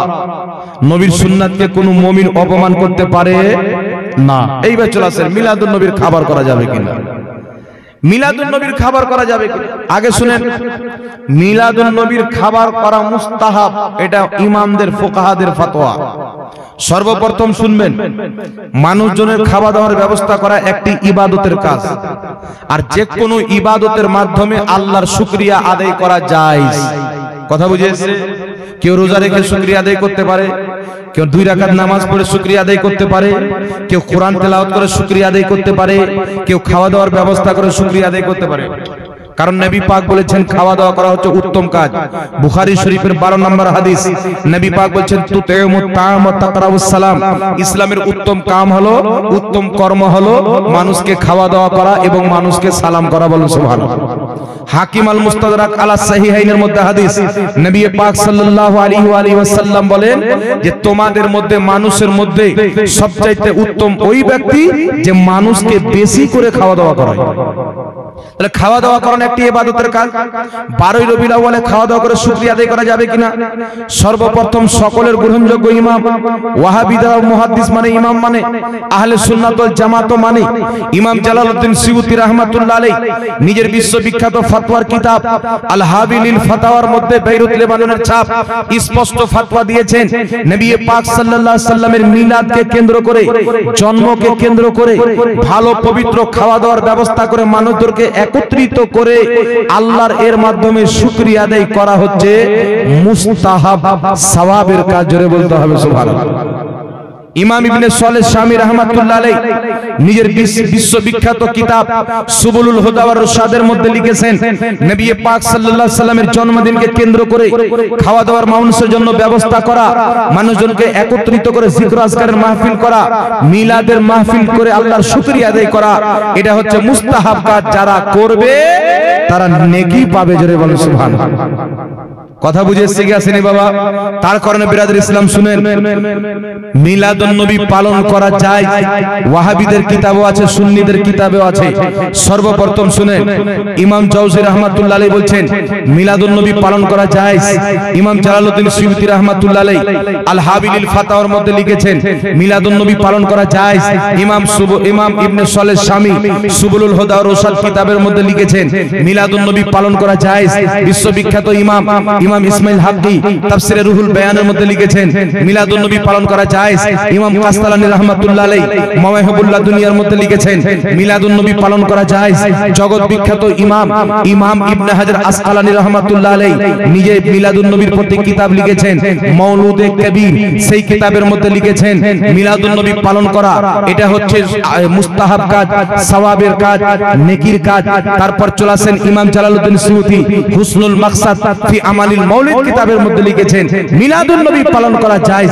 জগৎ বিখ্যাত কিতাব শারহে বুখারী ইমাম কাসতালানী বলছেন মিলাদুন নবী পালন করা যায়। জগৎ বিখ্যাত ইমাম সুরকানি শারহে মাওয়াহিবুল্লাহ দুনিয়ার মধ্যে লিখছেন মিলাদুন নবী পালন করা যায়। লা মাযহাবী আহলে হাদিসদের গুরু ইবনে তাহমিয়া ইকতিদাউল সিরাতে মুস্তাকিমের মধ্যে লিখেছেন মিলাদুন নবী পালন করা যায়।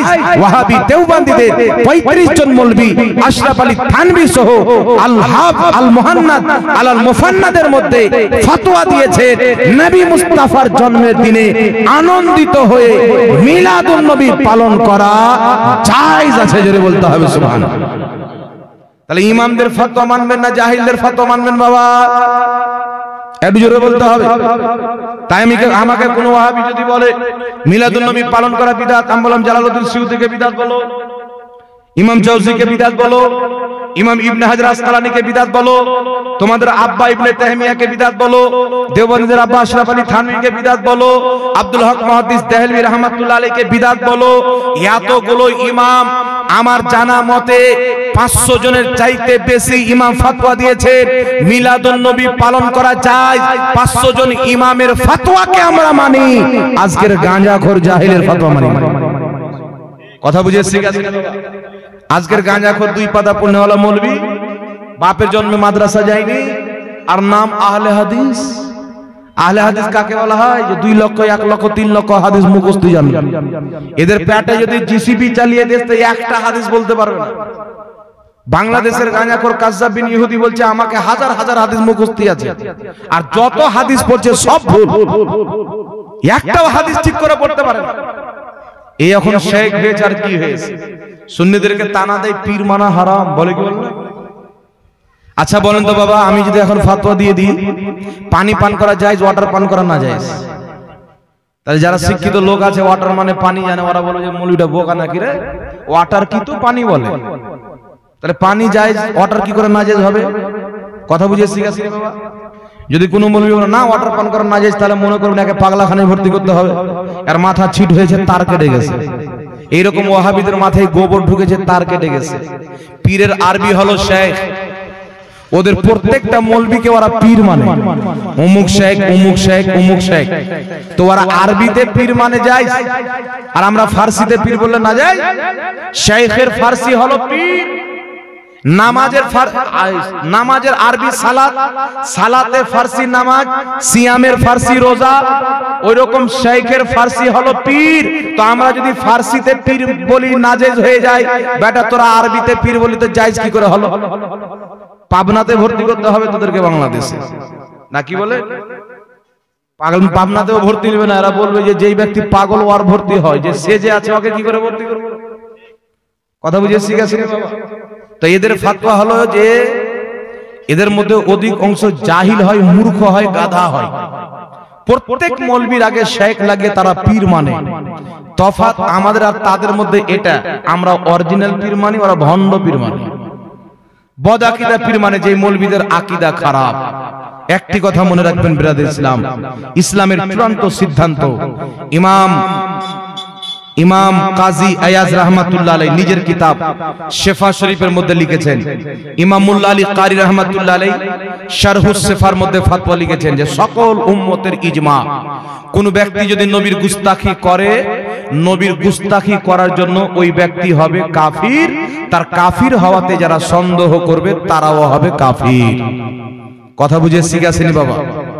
যারাই নিজেকে আহলে হাদিস বলে, তাদের জড়, তাদের মুজাদ্দিদ, তাদের ইমাম, তাদের ওলি, তাদের প্রতিষ্ঠাতা হলো মুহাম্মদ বিন আব্দুল ওয়াহাব নজদি। মুহাম্মদ বিন আব্দুল ওয়াহাব নজদি নিজের কিতাব কিতাবুত তাওহীদের মধ্যে আল্লাহর নবীর সবচাইতে বড় গুস্তাখি করেছেন। কি গুস্তাখি? আদম আলাইহিস সালাম শিরক করেছেন, বলেন নাউজুবিল্লাহ। একটু জোরে বলবেন না নাউজুবিল্লাহ। নবীর উপরে শিরকের অপবাদ দেওয়া গুস্তাখি। এই গুস্তাখি করে মুহাম্মদ বিন আব্দুল ওয়াহাব নজদি কাফির হয়েছে। তার এই আকীদাকে জেনে বুঝে যারা তাকে মুজাদ্দিদ মানে, তারাও কিন্তু কাফির হবে। কথা বুঝে শিখেছেন বাবা? তো যেই ব্যক্তির ঈমানই নাই, ও নামাজ নিয়ে কি করবে? বলবে এরা সুন্নিরা কম নামাজ পড়ে, ওদের রোজা কম, বলে কি বলে না? আমার নবী তো বলেছেন উমর তোমার চাইতে বেশি নামাজ পড়বে, ঈমান থাকবে না। রোজা উমর তোমার চাইতে বেশি রাখবে, ঈমান থাকবে না। তো তোমাদের বাপ দাদা মুনাফিক জুল খয়সরা তো বেশি নামাজ রাখতো, নামাজ পড়তো সাহাবার চাইতে বেশি। তো সাহাবার চাইতে যদি তোমাদের নামাজ বেশি হয়, তো আমাদের চাইতে তো বেশি হবে। কথা বুঝে শিখাছিনি বাবা? আমার নবী ক্লিয়ার করে দিয়েছেন নামাজ এত পড়বে, তোমাদের নামাজকে হালকা মনে করবে, কম মনে করবে। রোজা এত রাখবে, তোমরা বলো আমরা কি রোজা রাখি, রোজা তো ওয়াহাবিরা রাখে। নবী পাক বলছেন তারা দিন থেকে, ইসলাম থেকে এমন ভাবে বেরিয়ে যাবে যেমন তীর কামান থেকে বেরিয়ে যায়, তীর শিকার থেকে বেরিয়ে যায়। তারা দিন থেকে বেরিয়ে যাবে, কোনোদিন ফিরে আসবে না। তাই ব্রাদার ইসলাম, আমাদের যারা যুবক ছেলে পেলে আছেন, মোবাইলে বক্তব্য শুনবেন, সুন্নি জামাতের আলিমের বক্তব্য শুনবেন, মোবাইলে বক্তব্য শুনবেন, আহলে সুন্নাত ওয়াল জামাতের বক্তব্য শুনবেন। কোন ওয়াহাবি, কোন দেওবন্দের বক্তব্য শোনা মুসলমানদের জন্য জায়েজ নয়। তারা গুস্তাখে রাসূল, তারা আল্লাহর বেয়াদবিকারী, গুস্তাখকারী, নবীর গুস্তাখ। তাদের বক্তব্য শুনলে আপনার ঈমান হয়ে যাবে ধ্বংস। কথা বুঝে শিখাছেন? এবারে একটা মাসলা একজন আমাকে জিজ্ঞাসা বলেছিলেন যে হুজুর এই বিষয়ে একটু বলে দিন। একবার দুরূদ শরীফ পড়েন, আল্লাহুম্মা সাল্লি আলা সাইয়্যিদিনা মাওলানা মুহাম্মদ ওয়া আলা আলি সাইয়্যিদিনা ওয়া আলা আলি সাইয়্যিদিনা মাওলানা। আর আপনাদের সম্মুখে বাবা দুটো মশলা বয়ান করব, আপনারা শুনবেন। পড়া টাইম হলো, 1টা বাজতে চললো, 12টা বাজলে মানুষের 12টা বেজে যায়, এখন তো 1টা বাজতে চললো। ছোট ছোট যাক বিরাদর ইসলাম, একটা মাসআলা আপনাদের সম্মুখে বয়ান করে দিই। আমাদের এলাকাতে এটা সবচেয়ে বেশি মানুষ প্রশ্ন উঠায় যে নবীর নূরের তৈরি না মাটির তৈরি। মশলাটা বলে দেবো না ছেড়ে দেবো? জি বলে দেবো মশলাটা। নবী পাক সাল্লাল্লাহু আলাইহি ওয়াসাল্লামকে আমরা সহি হাদিসে পেয়েছি যে আল্লাহ পাক যখন মাটি টাটি কিছুই ছিল না, সর্বপ্রথম নবীর নূর সৃষ্টি করেছেন। জোরে বলতে হবে সুবহানাল্লাহ। একটি কথা মনে রাখবেন, যারা নিজেকে লামাযহাবী আহলে হাদিস বলে তাদের কিতাবে লেখা আছে নবীর নূর, যারা নিজেকে দেওবন্দি বলে তাদের কিতাবে লেখা আছে। আমি রেফারেন্স দিয়ে দিচ্ছি। আহলে হাদিসদের গুরু ওয়াহিদুজ্জামান নিজের কিতাব হাদিয়াতুল মাহদির মধ্যে লিখেছেন, আল্লাহ জান্নাত জাহান্নাম সবার পূর্বে নবীর নূরকে আপন নূর দিয়ে তৈরি করেছেন। বলেন সুবহানাল্লাহ। তো যারা লামাযহাবী নবীকে মাটি মাটি বলে, কমপক্ষে নিজের বাপের কিতাবটা তো পড়তে হবে না, কি বলে? আপনার আব্বার কিতাবটা কমপক্ষে পড়ো। দেওবন্দীদের মুজাদ্দিদ আশরাফ আলী থানভী নিজের কিতাব নাসরুত তৈব 11 নম্বর পৃষ্ঠা দেওবন্দের চাপ লিখছে, আল্লাহ সর্বপ্রথম নিজের নূরের ফাইজে নবীর নূর তৈরি করেছেন। জোরে বলতে হবে সুবহানাল্লাহ। সর্বপ্রথম তোমাদের কিতাবে লেখা আছে আল্লাহ সর্বপ্রথম নবীর নূর তৈরি করেছেন। তোমাদের বাপ দাদার দিন কি ছিল, ধর্ম কি ছিল, আর তোমাদের ধর্ম কি? তাহলে আপনার বাপ দাদার কিতাব কমপক্ষে পড়ো। এইবার চলে আসেন বিরাদর ইসলাম, আপনাদের সম্মুখে মাত্র দুটি হাদিস শোনাবো। শরফে মুস্তাফা কিতাবের মধ্যে বিশুদ্ধ সনদে হাদিস হযরতে আলী রাদিয়াল্লাহু তাআলা আনহু বলছেন, আল্লাহ তাবারাক ওয়া তাআলা সর্বপ্রথম যখন জান্নাত ছিল না, জাহান্নাম ছিল না, জমিন ছিল না, আসমান ছিল না, সর্বপ্রথম আল্লাহ তাবারাক ওয়া তাআলা নবীর নূর তৈরি করেছেন। জোরে বলতে হবে সুবহানাল্লাহ। সর্বপ্রথম আরেকটি হাদিস শুনেন, ইমাম বাইহাকী রাহমাতুল্লাহ আলাইহি নিজের কিতাব দালাইলুন নবুওয়াতের ৫ম খণ্ডের মধ্যে হাদিস উল্লেখ করেছেন, যেই হাদিসকে আহলে হাদিসদের গুরু নাসিরউদ্দিন আলবানী হাসান বলেছেন। হাদিসটি কি? আদম আলাইহিস সালাতু ওয়াস সালামকে সমস্ত মানব জাতির আত্মাকে দেখানো হলো। আদম আলাইহিস সালাম বলছেন, আমি আত্মাকে দেখতে দেখতে একটি উজ্জ্বল নূর দেখতে পেলাম, চমকিত নূর দেখতে পেলাম। আমি জিজ্ঞাসা করলাম, ইয়া রব্বি মান হাজা, হে আল্লাহ এই নূরটা কে? আল্লাহ বললেন, হাজা ইবনুকা আহমদ, এটা তোমার ছেলে আহমদের নূর। ওয়া হুয়া ইসমুস সামাই আহমদ, যার নাম আসমানে আহমদ। ওয়া হুয়া ইসমুল আরদে মুহাম্মদ, যার নাম জমিনে হলো মুহাম্মদ। হুয়াল আউয়ালুহু, আমি তাকে প্রথম সৃষ্টি করেছি। ওয়াল আখিরুহু, সবারই শেষে পাঠাবো। ওয়া হুয়া আউয়ালুশ শাফি, আর কিয়ামতের ময়দানে সর্বপ্রথম শাফাত করার অনুমতি আমি আল্লাহ এই নবীকে দেব। জোরে বলো সুবহানাল্লাহ। তাহলে লামাযহাবীদের গুরুও মিলেছে, যখন জমিন ছিল না, আসমান ছিল না, জান্নাত জাহান্নাম ছিল না, সর্বপ্রথম আল্লাহ পাক আমার মুস্তাফার নূর তৈরি করেছেন। জোরে বলতে হবে সুবহানাল্লাহ। এইবার চলে আসেন, আপনাদের সম্মুখে আরো অনেক হাদিস আছেন বাবা। যেমন আহলে হাদিসদের গুরু ইবনে তাইমিয়ার ছাত্র ইবনে কাসির নিজের কিতাব আল বিদায়া ওয়ান নিহার মধ্যে একটি হাদিস উল্লেখ করে বলেছেন, ইসনাদুহু সহিহ, হাদিসের সনদ সহিহ। হাদিসটি কি? নবী পাক সাল্লাল্লাহু আলাইহি সাল্লাম বলছেন, আমি নবী হিসাবে প্রথম সৃষ্টি পাঠানোর দিকে সবারই শেষে। বল সুবহানাল্লাহ। নবী প্রথম সৃষ্টি পাঠানোর দিকে সবারই শেষে। ওয়াহাবীদের গুরু লিখছে কিন্তু বাপের কিতাব পড়ে না। আজকের গাঁজাখোর মৌলবীর কথা শুনে নবী পাকের নূর হওয়াকে অস্বীকার করছে। এইবার চলে আসেন বিরাদর ইসলাম, ফুকাহায়ে কেরামের আকীদা কি ছিল? 500 বছর পূর্বের আকীদা, 400 বছর পূর্বের আকীদা, 1000 বছর পূর্বের আকীদা কি ছিল? সর্বপ্রথম চলে আসেন ইমাম ইবনে হাজার আসকালানির আকীদা কি ছিল? তিনার বক্তব্যকে ইমাম মুল্লা আলী কারি রাহমাতুল্লাহ আলাইহি নিজের কিতাব মিশকাতের সারা মিরকাতের প্রথম খণ্ডের মধ্যে উল্লেখ করেছেন। ইমাম ইবনে হাজার আসকালানি বলছেন যে প্রথমের ব্যাপারে অনেক হাদিস আছেন। হাদিসে আছে আল্লাহ প্রথম নূর তৈরি করেছেন, নবীর নূর। হাদিসে আছে আল্লাহ সর্বপ্রথম পানি তৈরি করেছেন। হাদিসে আছে আল্লাহ সর্বপ্রথম আরশ তৈরি করেছেন। হাদিসে আছে আল্লাহ সর্বপ্রথম কলম তৈরি করেছেন। ইমাম ইবনে হাজার আসকালানি বলছেন যে এর মধ্যে সারমর্ম আসল হলো আল্লাহ সর্বপ্রথম নবীর নূর তৈরি করেছেন। জোরে বলেন সুবহানাল্লাহ।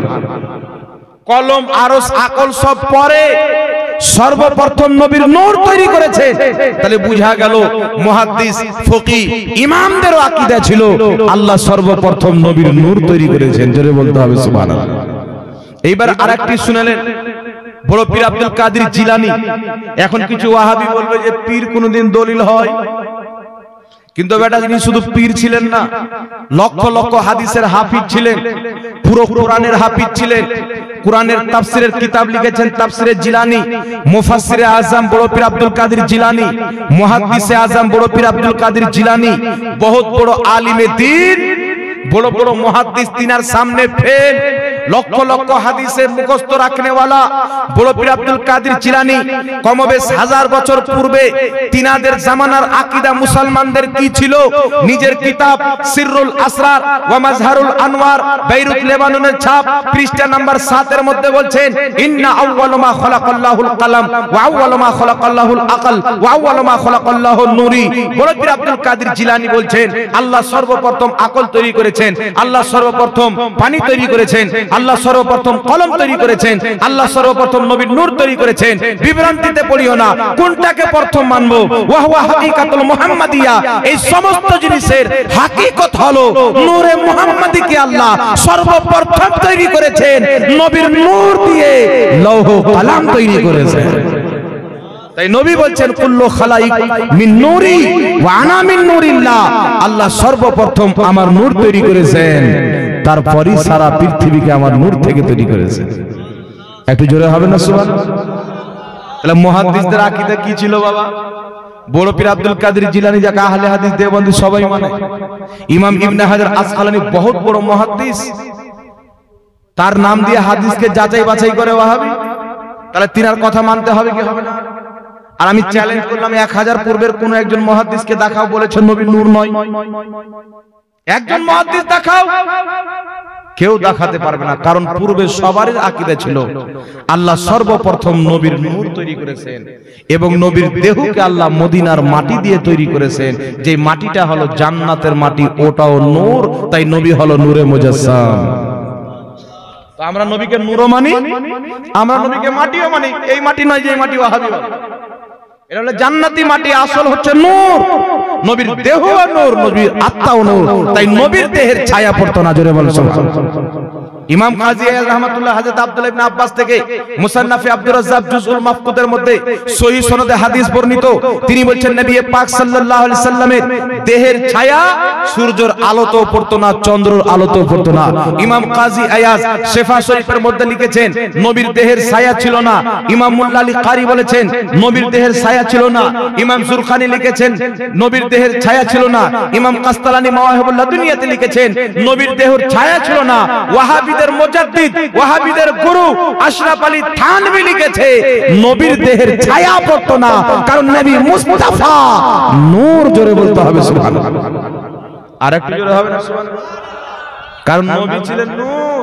এখন বলবে হুজুর হাদিসে এসেছে আল্লাহ প্রথম কলম তৈরি করেছেন, পুরো হাদিসটা পড়ো, এই হাদিসের জবাব এই হাদিসে আছে। আল্লাহ পাক নবী বলছেন, রাসূলে পাক বলছেন আল্লাহ সর্বপ্রথম কলম তৈরি করলেন, তারপরে বললেন কলম তুমি লেখো।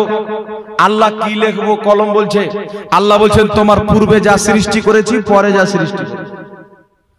তোমার পূর্বে যা সৃষ্টি করেছি, তাহলে বুঝা কি গেল? কলমেরও পূর্বে আল্লাহ কিছু সৃষ্টি করেছেন, ওটাই নবীর নূর। জোরে বল সুবহানাল্লাহ। তাহলে এই হাদিস দিয়ে কলম প্রথম হচ্ছে, নূর প্রথম হচ্ছে। তাই ব্রাদার ইসলাম, এদের ধোঁকা থেকে বাঁচতে হবে। 400 বছর পূর্বের মুসলমানদের আকীদা নবী নূর, 500 বছর পূর্বের, 1000 বছর পূর্বে, এমন কি যে সাহাবার আকীদা নবী নূর, স্বয়ং নবী দিয়েছেন নবীর নূর। জোরে বলতে হবে সুবহানাল্লাহ। এটা একটা নবীর ফজিলত। নবী পাক হচ্ছেন নূরের তৈরি। একটু জোরে হবে না সুবহানাল্লাহ? বলবে হুজুর নূরের তৈরি, তো বিয়ে কেন করলেন, শাদী কেন করলেন, নাকি খাবার কেন খেতেন দুনিয়ার? এর মানে তো নূর তো খাবার খায় না, ফেরেশতারা নূর তো খাবার খায় না। আমি প্রমাণ করব ফেরেশতা নূর, তারা খাবার খায়। হাদিস শরীফ সহিহ হাদিস, দুইজন ফেরেশতা জমিনে এসেছিলেন, হারুত ও মারুত এসেছিলেন, তারা দারু পান করেছিলেন। দারু পান করলেন, একজন মহিলাকে দেখে পাগল, তোমার সাথে ভালোবাসা করব, প্রেম করব, আমার সাথে প্রেম করো, আমার স্বামীকে হত্যা করবো। বলছে না, পারবো না। দুইজন ফেরেশতা বলছেন তাহলে আমার বাচ্চাকে মারতে হবে, পারবো না। তাহলে মদ পান করতে হবে। মদও পান করলো, মার্ডারও করলো, সবকিছু করলো। তাহলে ওরা তো ফেরেশতা ছিলেন, তাহলে কিভাবে করলেন? তো আমার আপনার নবীর হাকিকত হচ্ছে নূর। জাহিরান তিনি হচ্ছেন মানুষ। নবী যখন হাকিকতে যায় তখন বলেন আবিতু ইনদা রাব্বি ইউতঈমুনি ওয়া ইয়াসকিনি, আমি আমার আল্লাহর কাছে রাত্রি কাটাই, আমার আল্লাহ খাওয়ায়, আমার আল্লাহ পান করায়, দুনিয়ার খাবার আমার খাবার নয়। আর নবী যখন জাহিরান বাশারিয়াতে আসে তখন নবী দুনিয়ার খাবার খায়, কারণ আমরা নবীকে নূরও মানি বাশারও মানি। নবী যখন মানুষ রূপে দুনিয়াবি খাবার খায়, নবী যখন নূরে চলে যায়, হাকিকতে চলে যায়, আল্লাহ পাকের নিকটে খাবার খায়। জোরে বলেন সুবহানাল্লাহ। নবী পাক সাল্লাল্লাহু আলাইহি ওয়াসাল্লাম হাকিকতে ছিলেন, তাই নূরে মেরাজে গেছিলেন। নচেত নবী যদি মাটি থাকতো, আমার আপনার মতো সিম্পল মাটি যদি থাকতো, নবী পাক সাল্লাল্লাহু আলাইহি ওয়াসাল্লাম জ্বলে যেতেন যেখানে ফেরেশতা জ্বলে যাবে। আমার প্রশ্ন হলো, আল্লাহ নূরের তাজাল্লি পাঠালেন, পাহাড় জ্বলে গেল, নবীর মাটি তো জ্বললো না কেন? আল্লাহর দিদার করে আসলে জ্বললো না কেন? জিবরিল জ্বলে যাবে, নবী জ্বললো না, মানে বুঝতে হবে জিবরিল আল্লাহর সৃষ্টি নূরের তৈরি, আর আমাদের নবী আল্লাহর জাতি নূরের ফাইজে তৈরি। জিবরিলের নূর চাইতেও বেশি আলা আমাদের নবী মুস্তাফার নূর। জোরে বলতে হবে সুবহানাল্লাহ। একবার দরুদ পড়েন, আল্লাহুম্মা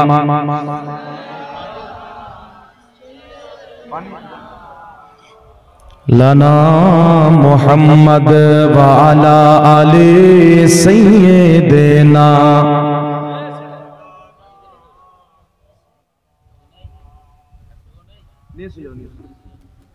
সাল্লাল্লাহু তাআলা আলাইহি ওয়া আলিহি ওয়াসাল্লাম। যাই হোক ব্রাদার ইসলাম, তাহলে বিষয়টা ক্লিয়ার হলো। নবী পাকের নূর আল্লাহ প্রথম সৃষ্টি করেছেন। ওয়াহাবিদের কিতাব আছে, দেওবন্দীদের কিতাব আছে, আমাদেরও কিতাবে আছে। যাদের কিতাবের মধ্যে লেখা আছে নবীর নূর প্রথম, মুখে বলছে নবীর নূর প্রথম নয়, একে কি বলে বাবা? দোগলা বলে। কি বলে? কিতাবে কিছু, মুখে কিছু দোগলা বলে বা মুনাফিক বলে। এই মুনাফিক থেকে সাবধান থাকতে হবে, নবীর আশিকদের সাথে থাকতে হবে। জোরে বলেন সুবহানাল্লাহ। এবার আপনাদের সম্মুখে আর একটা মাসআলা বলতে চাই, ঈমান আকীদার ব্যাপারে এসেছে বাবা। নবী পাক বলেছেন ৭৩টি আমার উম্মতে ফিরকা হবে, কুল্লুহুম ফিন্নার, সবাই জাহান্নামে যাবে, ইল্লা মিল্লাতান ওয়াহিদা, একটি জান্নাতে যাবে। কটি জান্নাতে যাবে? ৭২টি জাহান্নামে, একটি জান্নাতে। আমাদের সমাজে কিছু চিকনা লোক বের হয়, বলে ওরাও তো নামাজ পড়ে, ওরাও তো রোজা রাখে, তো তোর চাইতে নবী পাক কি কম জানতে? তো নবী পাক কেন বললেন যে ওরা জাহান্নামে যাবে? একটাই দল জান্নাতে যাবে, যে আমার সাহাবী তরিকাতে চলবে, ওই জান্নাতি। কথা বুঝিয়েছি বাবা? এবার জান্নাতি আর জাহান্নামী কি বরাবর? ওয়াহাবি দেওবন্দি সুন্নি কি বরাবর? সুন্নি জান্নাতি, ওয়াহাবি দেওবন্দি জাহান্নামী, দুটা কি বরাবর? কোরআন কি বলছে? লা ইয়াস্তাবি আসহাবুন নারি ওয়া আসহাবুল জান্নাহ, জান্নাতি জাহান্নামী কোনদিন বরাবর হতে পারে? কেউ যদি বলে যে ওরাও ঠিক আমরাও ঠিক, সবাই নামাজ পড়ে, ও আরেকটা জাহান্নামী ফিরকা, সুলহা কুল্লি। ও আরেকটা জাহান্নামী ফিরকা, সুলহা কুল্লি। তাই আকীদা রাখতে হবে সুন্নি জান্নাতি, বাকি সব জাহান্নামী।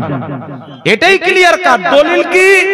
দলিল যদি নিতে চাও, তোমাদের মৌলবী বলেছে নবীর মুখ দিয়ে দুর্গন্ধ বের হতো, নবী কিয়ামতে ফেল ফেল করে তাকাবে, নেকির পাল্লা ভারী হচ্ছে না গুনার পাল্লা। নবী শিরিক করেছেন, নবীর পিতামাতা জাহান্নামী, নবী কবরে মরা মানুষ পড়ে আছে, নবী লিখতে পড়তে কিছুই জানতো না। এই সমস্ত তোমাদের মৌলবী লিখেছে নামাজের মধ্যে জেনার শরণ আসলে নামাজ হবে, নবীর শরণ আসলে নামাজ হবে না। তোমাদের মৌলবী লিখেছে নবী মরে মাটির সাথে মিশে গেছে। তোমাদের মৌলবী লিখেছে নবীর মতো, নবীর সম্মান বড় ভাইয়ের মতো করতে হবে। এই সমস্ত নবীর গুস্তাখি তোমরা করেছো। তোমাদের নামাজ হলো ৬০ বছরের। ইবলিস ৬ কোটি বছর নামাজ পড়ে আদমের বেয়াদবি করার পরে জাহান্নামে, কবুল নামাজ বরবাদ। তুমি ৬০ বছর নামাজ পড়েছো, কবুল নাই। আদমের জন্য নবী মুহাম্মদ রাসূলুল্লাহর বেয়াদবি করো, এগুলো কথা বলে তোমারও ঠিকানা জাহান্নাম। কথা বুঝে শিখেছিনি বাবা? এগুলো হচ্ছে বদ আকীদা। কি আকীদা? খারাপ আকীদা, নবী সম্পর্কে খারাপ ধারণা। আর তারা লিখেছে কি যে আল্লাহ মিথ্যা বলতে পারে। কথা শুনেছেন? আল্লাহ মিথ্যা বলতে পারে। বলেন তো আকীদাটা ভালো না খারাপ? জোরে বলেন। যেই নবীর ঘামে খুশবু, ওই নবীর মুখ দিয়ে দুর্গন্ধ বের হতো, আকীদাটা ভালো না খারাপ? কথা বলতে হবে। নবী কবরে মরা মানুষ পড়ে আছে, আকীদাটা খারাপ না ভালো? খারাপ আকীদা। এরকম হাজারো খারাপ আকীদা তাদের থাকার কারণে তারা হচ্ছে বদ আকীদা। আর আমার নবী বলেছেন ওয়ালা তুআকিলুহুম ওয়ালা তুজালিসুহুম ওয়ালা তুশারিবুহুম ওয়ালা তুনাকিহুম। আল্লাহর নবী বলছেন যাদের আকীদা আল্লাহ রাসূল সম্পর্কে খারাপ, নামাজ পড়তে পারে, রোজা রাখবে, হজ করবে, সবই করবে। নবী বলছেন ওয়ালা তু জালিসুহুম, ওদের পাশে বসিও না, যেন তোমাকে না গোমরাহ করতে পারে, ওর ব্যারাম যেন তোমার মধ্যে না ভরতে পারে। পচা আলোর পাশে ভালো আলো রাখিও না, নাহলে ভালো টাকাও নষ্ট করে দিবে। কথা বুঝে শিখে আসে না বাবা? নবী বলছেন ওয়ালা তু শারিবুহুম ওয়ালা তু জালিসুহুম ওয়ালা তু আকিলুহুম, ওদের পাশে বসে ওদের সাথে কোনো জিনিস খেও না, পান করিও না। ওয়ালা তু নাকিহুম, বিয়ে শাদী করিও না। কেউ যদি ওদের মেয়েকে বিয়ে করে নিয়ে চলে আসেন, পিটিয়ে সাইড করে সুন্নি বানান, আর ভবিষ্যতে নিজের ছেলে পেলের বিয়ে দিয়েন না। কথা বুঝে এসছে বাবা? কিছু বলে হুজুর ওয়াহাবিদের সাথে বিয়ে দেওয়া হারাম বললেন, তো আমি যে বিয়ে করেছি তাহলে এখন কি করব? তো তোর বাড়িওয়ালিকে সুন্নি বানা, বাড়িওয়ালিকে সুন্নি বানিয়ে রাখতে হবে। তো ছাটটাটা নিংতে কম দিও, ওদের আকীদা যেন পরিবেশ না করতে পারে। আর ভবিষ্যতে নিজের ছেলে মেয়ের হেফাজত করিও, যেন নানার মিষ্টি খেয়ে নানার মতন ওয়াহাবি না হয়। কথা বুঝে শিখে আছে না বাবা? তাই বিয়ে করে নিয়ে চলে এসো, জান্নাত বুঝো না, কলমা পড়াও, তওবা করে মুসলমান স্টাইল সুন্নি টানাটান বানিয়ে রেখে সুন্নি বানিয়ে নাও, কোনো ঝামেলা নাই। কথা বুঝেছে? আমি বলি না যে তোমার বিয়ে হয়নি বা ভেঙে দাও, টুকিয়ে দাও না। কি বলেন বাবা? বিয়ে করে নিয়েছো, ও তো জানে না ওয়াহাবি কাকে বলে। যে মেয়েটাকে তুমি বিয়ে করেছো ওই মেয়েটা জানে যে ওয়াহাবি কাকে বলে। তুমি যখন বিয়ে করে নিয়ে এসছো তাকে বলো ওয়াহাবিদের আকীদা নবীর মুখ দিয়ে দুর্গন্ধ বের হতো, সুন্নিদের আকীদা নবীর ঘামেও খুশবু বের হতো। উঠান বুখারী মুসলিম, সাহাবায়ে কেরাম নবীর ঘাম মুবারকের, পাসিনা মুবারককে কাঁচের শিশিতে ভরে খুশবু হিসেবে ব্যবহার করতেন। উঠান হাদিস ইবনে মাজাহ, উঠান বুখারী শরীফের, নবী বলছেন আমার শাফাত বড় বড় পাপীদের জন্য। আমি আমার বড় বড় পাপী উম্মত যার অন্তরে রায়ের দানা পরিমাণে ঈমান আছে, তাকেও জাহান্নাম থেকে বাঁচিয়ে জান্নাতে নিয়ে যাব। আর মৌলভী বলছেন নবী তো নিজেই টেনশনে থাকবে, তা আমরা কি নিয়ে? তাহলে এদের আকীদা ভালো না খারাপ জোরে বলতে হবে। মরে গেলে জানাজা পড়িও না, অসুস্থ বলে দেখতে যেও না, নবী পাকের হাদিস আছে বাবা। তাই নিজের ঈমানকে বাঁচিয়ে রাখতে হবে, আহলে সুন্নাত ওয়াল জামাতের প্রতি কঠোরভাবে কায়েম থাকতে হবে। সুন্নি জান্নাতি, এর দলিল হলো সুন্নিরা কোনোদিন আল্লাহ নবীর গুস্তাখি করেনি, করে না, করবে না। জোরে বলেন সুবহানাল্লাহ। আর গুস্তাখি করে দিলে ও সুন্নি থাকতে পারে না। কথা বুঝেছে বাবা? গুস্তাখি করে দিলে সুন্নি থাকতে পারে না। নবীর গুস্তাখি করার জন্য 72 ফিরকা জাহান্নামে, নবীকে মহব্বত করার জন্য একটি দল সুন্নি জান্নাতে। বলেন সুবহানাল্লাহ। লাস্ট একটি মশলা বলে বক্তব্য শেষ করছি, একটা বেজে গেছে, একটু পানিটা দিন।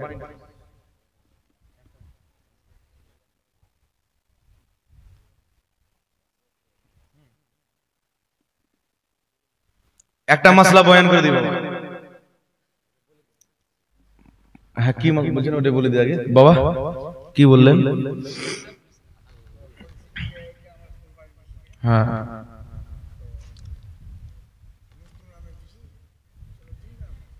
হ্যাঁ, ঠিক আছে যান। বাবজি বলছেন যে আমরা কুরবানি তো মৃত্যু ব্যক্তির নামেও দিই পক্ষ থেকে, আর জীবিত ব্যক্তির পক্ষ থেকে দিই। তো যেটা মৃত্যু ব্যক্তির পক্ষ থেকে দিই সেটা আমাদের খাওয়া যাবে কি যাবে না? আগে মশলাটা শুনেন, যে মৃত্যু ব্যক্তির নামে কুরবানি দেওয়া যাবে কি যাবে না।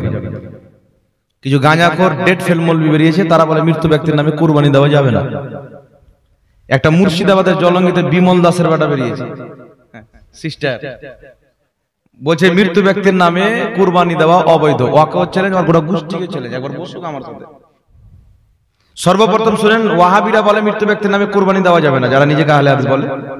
আহলে হাদিসদের আপন বাপ ইবনে তাইমিয়া নিজের কিতাব মাজমুয়া ফাতাওয়ার মধ্যে লিখেছে মৃত্যু ব্যক্তির পক্ষ থেকে কুরবানি দেওয়া জায়েজ। তাহলে ওদের বাপ হারামজাদা না ওরা হারামজাদা? বলেন তো। তো এই কানা ফতোয়া দেয় কেন? পড়ে তো ফতোয়া দিতে হবে না। তোমাদের ইবনে তাইমিয়া পড়তে লতে যার দ্বারা সব জাহিল মূর্খ ছিল, তোমরাই বড় আল্লামা হয়ে গেছো। আব্বার কিতাবটা পড়ো। হযরত আলী রাদিয়াল্লাহু তাআলা আনহু থেকে সহিহ হাদিস, হযরত আলী নবী পাকের ইন্তিকালের পর নবীর নামে কুরবানি দিতেন। ইবনে মাজাতে হাদিস, নবী পাক সাল্লাল্লাহু আলাইহি ওয়াসাল্লাম কুরবানি দিলেন, দোয়া করলেন আল্লাহ এটা আমার পক্ষ থেকে এবার আমার উম্মতের পক্ষ থেকে। আহলে হাদিসদের গুরু আব্দুর রহমান মুবারকপুরি নিজের কিতাব আহলে হাদিসদের গ্রহণযোগ্য কিতাব তোহফাতুল আহবাজের মধ্যে লিখছেন নবী যে কুরবানি দিয়েছিলেন নিজের জীবিত উম্মতের পক্ষ থেকে, মৃত উম্মতের পক্ষ থেকে। বলেন সুবহানাল্লাহ। তো মৃত্যু ব্যক্তির পক্ষ থেকে কুরবানি দেওয়া নবীর সুন্নাত। লা মাযহাবিদের গুরু আব্দুর রহমান মুবারকপুরি নিজের কিতাব তোহফাতুল আহবাজের মধ্যে লিখছেন যে যারা মৃত্যু ব্যক্তির পক্ষ থেকে কুরবানি দেওয়া জায়েজ বলে তাদের কাছে দলিল আছে, যারা নাজায়েজ বলে তাদের কাছে কোনো দলিল নাই। তাহলে চিন্তা করেন, এদের বাপ বলছে জায়েজ, এরা বলছেন না। যে যারা কোন কোম্পানির গাঁজা খায় আপনারা চিন্তা করেন, ইসলামের 12টা বাজিয়ে দিয়েছে। এদের কাছে ইসলাম নাই, এরা মুসলমানকে বিভ্রান্তি করা, এদের মধ্যে দ্বন্দ্ব তৈরি করা বাদে কিছু জানে না। আপনাকে বিভ্রান্তি করে দিবে, গোটা গ্রামে ঐক্যবদ্ধ যে মুসলমান আছে এটা ভেঙে যাবে। দু চারটা লোককে, দু চারটা ছেলেকে পাগলা বানিয়ে দিল, বিভ্রান্তি করে দিল, সমাজটাকে কমজোর করে দিল। কথা বুঝছেন? ইমামে হুসেনের নামে জালসা করবে 10টা লোক, বলে কি দরকার, কি করতে করবি, নবী দিবসে এগুলো করা ঠিক নয়। দুর্বল করলো কি করলো না সমাজটাকে। একটা জামানা ছিল তো সবাই একদম আনন্দের সহিত নবী পাকের মোহাব্বতে রাস্তায় বেরিয়ে আই আল্লাহু আকবার ইয়া রাসূলুল্লাহ স্লোগান দিল।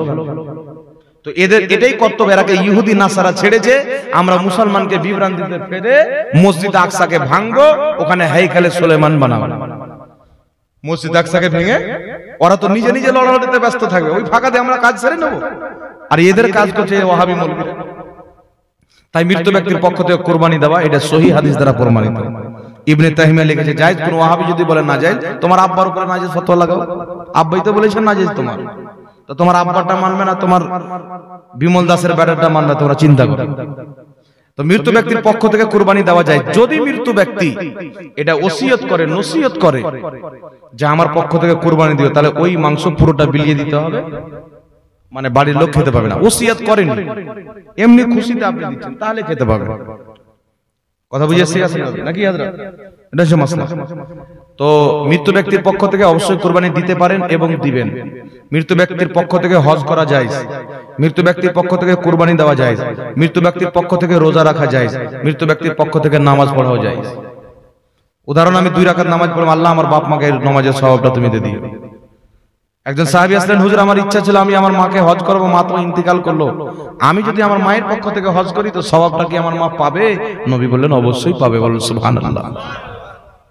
তাই কুরবানি দেওয়া পিতামাতার পক্ষ থেকে, আত্মীয় স্বজনের পক্ষ থেকে, ইন্তেকালের পরেও তাদের পক্ষ থেকে কুরবানি দেওয়া যায়। যদি নসিহত করে রাখে তাহলে ওই মাংসটা পুরোটা বিলিয়ে দিবে, নসিহত না করে থাকে তাহলে সবাই খেতে পাবে। কথা বুঝেছে? লাস্ট একটি মাসলা বলে বক্তব্য শেষ করি। ইউটিউবে এসে ভালো করে সেটিং করে দেবে খুশবু মিয়া।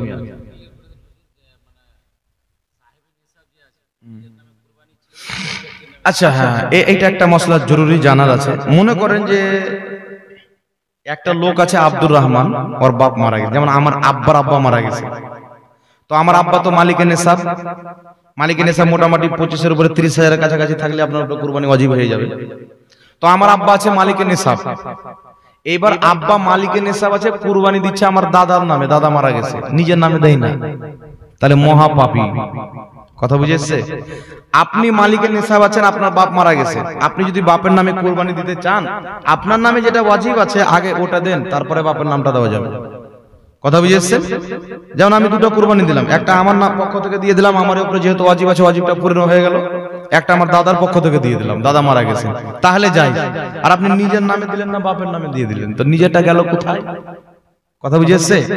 তার কারণে আপনার একটা দেওয়ার সামর্থ্য আছে, একটা কুরবানি দিতে পারবেন, 2টা দিলে সমস্যা হবে। তাহলে ওই জায়গাতে আপনি মরা মানুষের নামে দিবেন না, নিজের নামে আগে দিতে হবে, যেহেতু আপনার উপর কুরবানি ওয়াজিব আছে।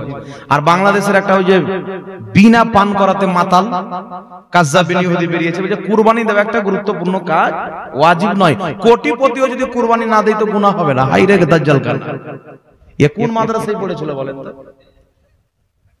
জি, মুরগির পায়খানা খাওয়া মৌলবি উল্টা পুল্টা ফাতোয়া দিয়ে মানুষের ঈমান ধ্বংস করছে। একটি মনে রাখবেন, কুরবানি দেওয়া ওয়াজিব। কি? মালিকের নেশাবের উপরে কুরবানি দেওয়া কি ওয়াজিব। এদের ফাতোয়া শুনে ফের কোনদিন বাদ দিয়ে দেন না, হলে গুনাহগার হবে। নবী পাক বলেন, যে ব্যক্তি সমর্থ থাকা সত্ত্বেও কুরবানি দেয় না, সে যেন আমার ঈদগাহতে পাও না দেয়। দেখছেন কত কঠোরতা আছে? তার কারণে এদের বক্তব্য শুনবেন না। লাস্ট এটা বলে আমি ছেড়ে দিই, এটা তো হয়ে গেল ক্লিয়ার। একটা কথা বলে আমি বক্তব্য শেষ করে দেব, যে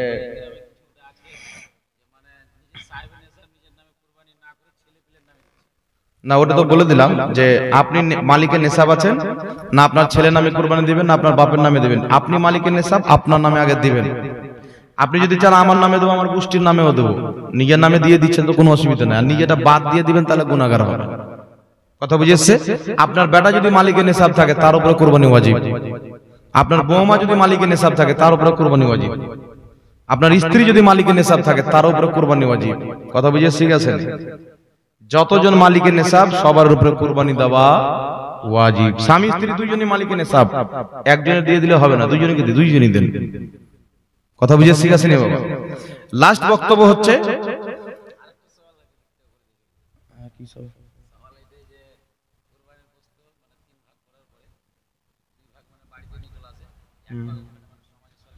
দেখেন কুরবানির ভাগ আমাদের 3 ভাগ করা হয়। 3 ভাগ করাকে উত্তম মুস্তাহাব বলা হয়েছে। কেন? যে গরিব গরবাকে দিয়ে দিলাম এক ভাগ আত্মীয় স্বজনকে দিয়ে দিলাম, এক ভাগ বাড়িতে থেকে গেল। কেউ যদি কুরবানি দিল, ভাগ করলো না, বন্টন করলো না, নিজেই খেলো, তবু আর কুরবানি যেটা ওয়াজিবিয়াত ওটা আদায় হয়ে যাবে। কেউ গরিব গরবা আছে আপনার এলাকাতে, আপনার হক গরিব গরবাকে দেওয়া, ওই মাংসের হক গরিব গরবা রাখে। কথা বুঝে শিখেছে না বাবা? যার কারণে কি আছে গেলে চলে যেতে বলেন, নাহলে বন্ধ করে দেব। এইবার শুনেন, কুরবানি কেউ যদি ভাগ না করে, টোটালি নিজের বাড়িতে রেখে এলো, কুরবানি যেটা ওয়াজিবিয়াত আছে ওর উপরে যেটা কুরবানি দেওয়া ওয়াজিব, ওটা আদায় হয়ে যাবে। কিন্তু ভাগ করবেন যেন গরিব গরবা অনাহারে না থাকে। আপনার উপরে পড়োশির হক আছে কি নাই? পড়োশির হক মেরে খাওয়া, ইয়াতিমের হক মেরে খাওয়া শরীয়তে হারাম। তাই আপনার এলাকায় কেউ ইয়াতিম আছে, গরিব আছে, কুরবানি দিতে পারেনি, আপনার কর্তব্য তার বাড়ি মাংস পৌঁছে দেওয়া। কথা আছে? জি, তার বাড়ি মাংস পৌঁছে দেওয়া আপনার কর্তব্য। এই জন্য ওলামায়ে কেরাম 3 ভাগের কথা বলেছেন। 1 ভাগ গরিব গরবাকে দিয়ে দেন, 1 ভাগ নিজে রেখে দিলেন, 1 ভাগ আত্মীয় স্বজনকে দিয়ে দিলেন। কথা বুঝে শিখেছি নি বাবা? যাক, আল্লাহ বুঝার তৌফিক দান করুক। তারপর যে মশলাটা আমি বয়ান করে বলছিলাম, বেশি আর করিয়েন না।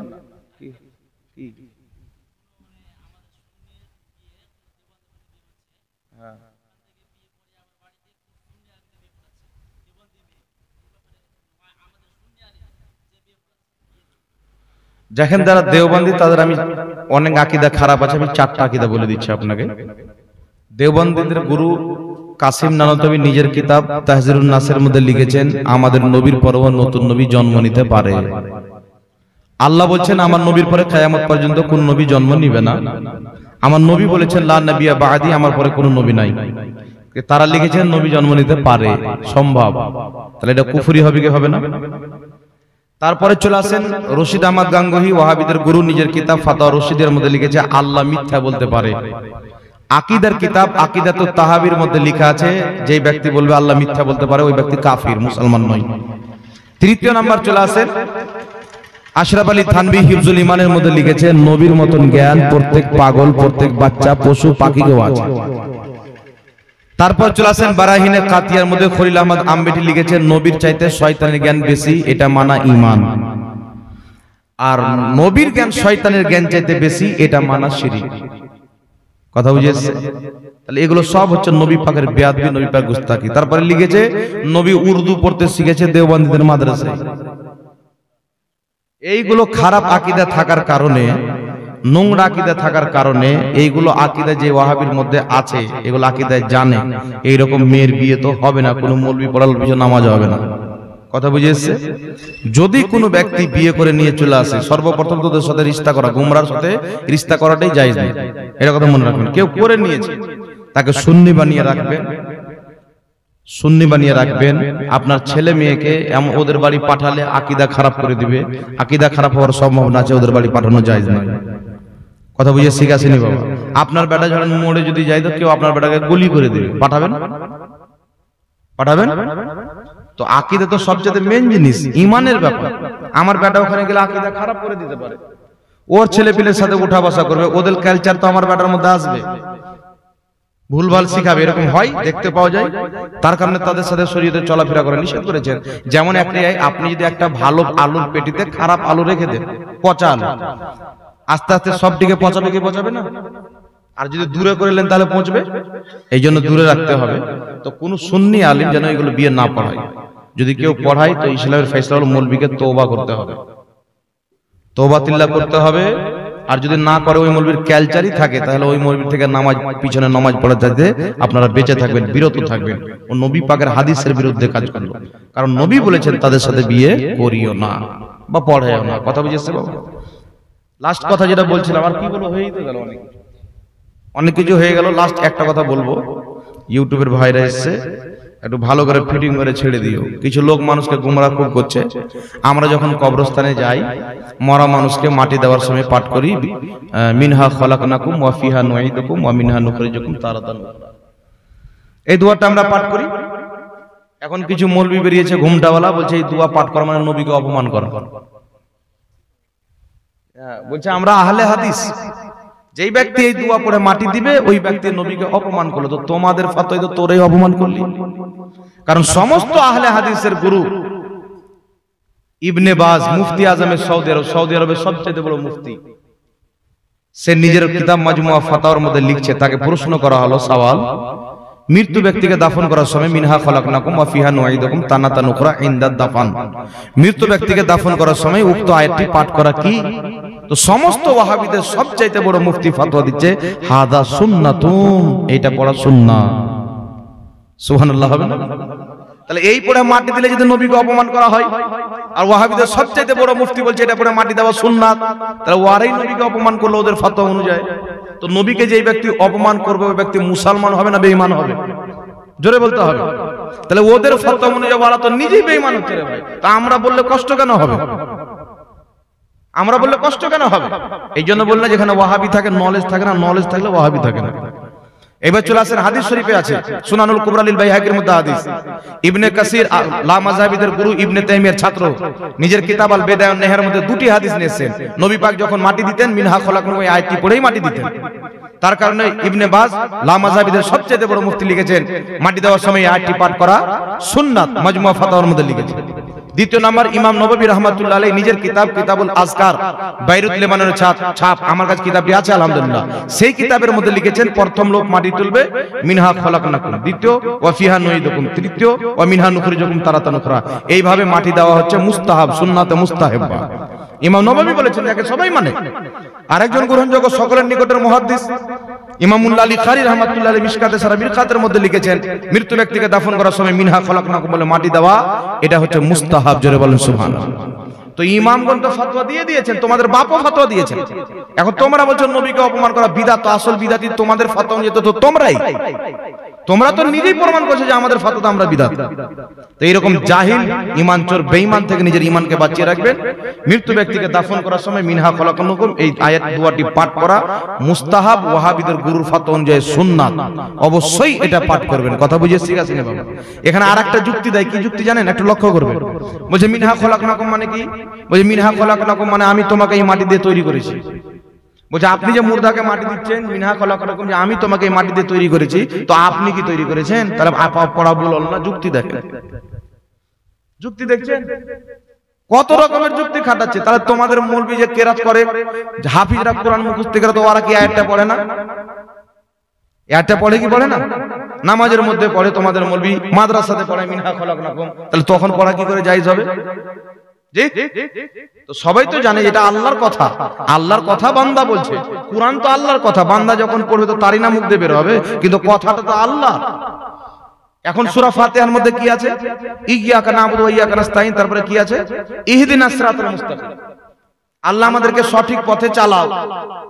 আল্লাহর কোরআনে আল্লাহই বলছে যে আল্লাহ আমাদেরকে সঠিক পথে চালাও। তাহলে আল্লাহর ভুল ধরবে ওয়াহাবিরা? তো আল্লাহ কাদেরকে বলছে? বান্দাকে শিক্ষা দিচ্ছে যে তোমরা এইভাবে দোয়া চাও যে আল্লাহ আমাদেরকে সঠিক পথে চালাও। এদের ব্রেনে গু আর গোবর ভরা হয়, বাকি কিছু নলেজ ভরা নয়। এদের থেকে আল্লাহ জাতিকে হেফাজত করুক, সকলে বলুন আল্লাহুম্মা আমিন।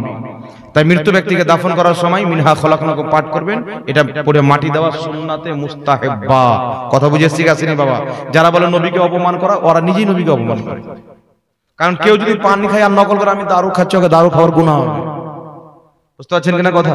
তো কেউ যদি বলে এটা নবীকে অপমান করা হবে, আর ওর বাপ নিজেই বলছে সুন্নাত, তাহলে ওরাই নবীকে অপমান করলো। আমাদের তো কেউ বলেনি এটা বিদআত। কথা বুঝে ঠিক আছে? তাই ইমাম নববী বলছেন মুস্তাহাব, ইমাম মোল্লা আলী কারি বলছেন মুস্তাহাব, লা মাযহাবিদের গুরু ইবনে বাজ বলছে সুন্নাত। তাহলে ওদের বাপেরটাই মানি, ওদের সন্তানের গেলা মানব না। কথা বুঝে ঠিক আছে না বাবা? যাক আল্লাহ বুঝার তৌফিক দান করুক। আমি আয়াতে কারিমা পাঠ করেছিলাম, লা তা'তাযিরু কাদ কাফারতুম বা'দা ঈমানিকুম, তুমি বাহানা করিও না, ঈমান আনার পরে তুমি কাফির হয়ে গেছো। কোন ব্যক্তি যদি ঈমান আনার পরে নবীর গুস্তাখি করে, নবীকে অপমান করে, ওই ব্যক্তি কাফির ও মুরতাদ হয়ে যায়। তার কারণে বিরাদর ইসলাম, নবী পাককে অন্তর থেকে মহব্বত করতে হবে। যখন জুবান খুলবে এটা নাই নবী এটা জানতো না, এটা জানতো না, এটা তো দুশ্মন বয়ান করবে।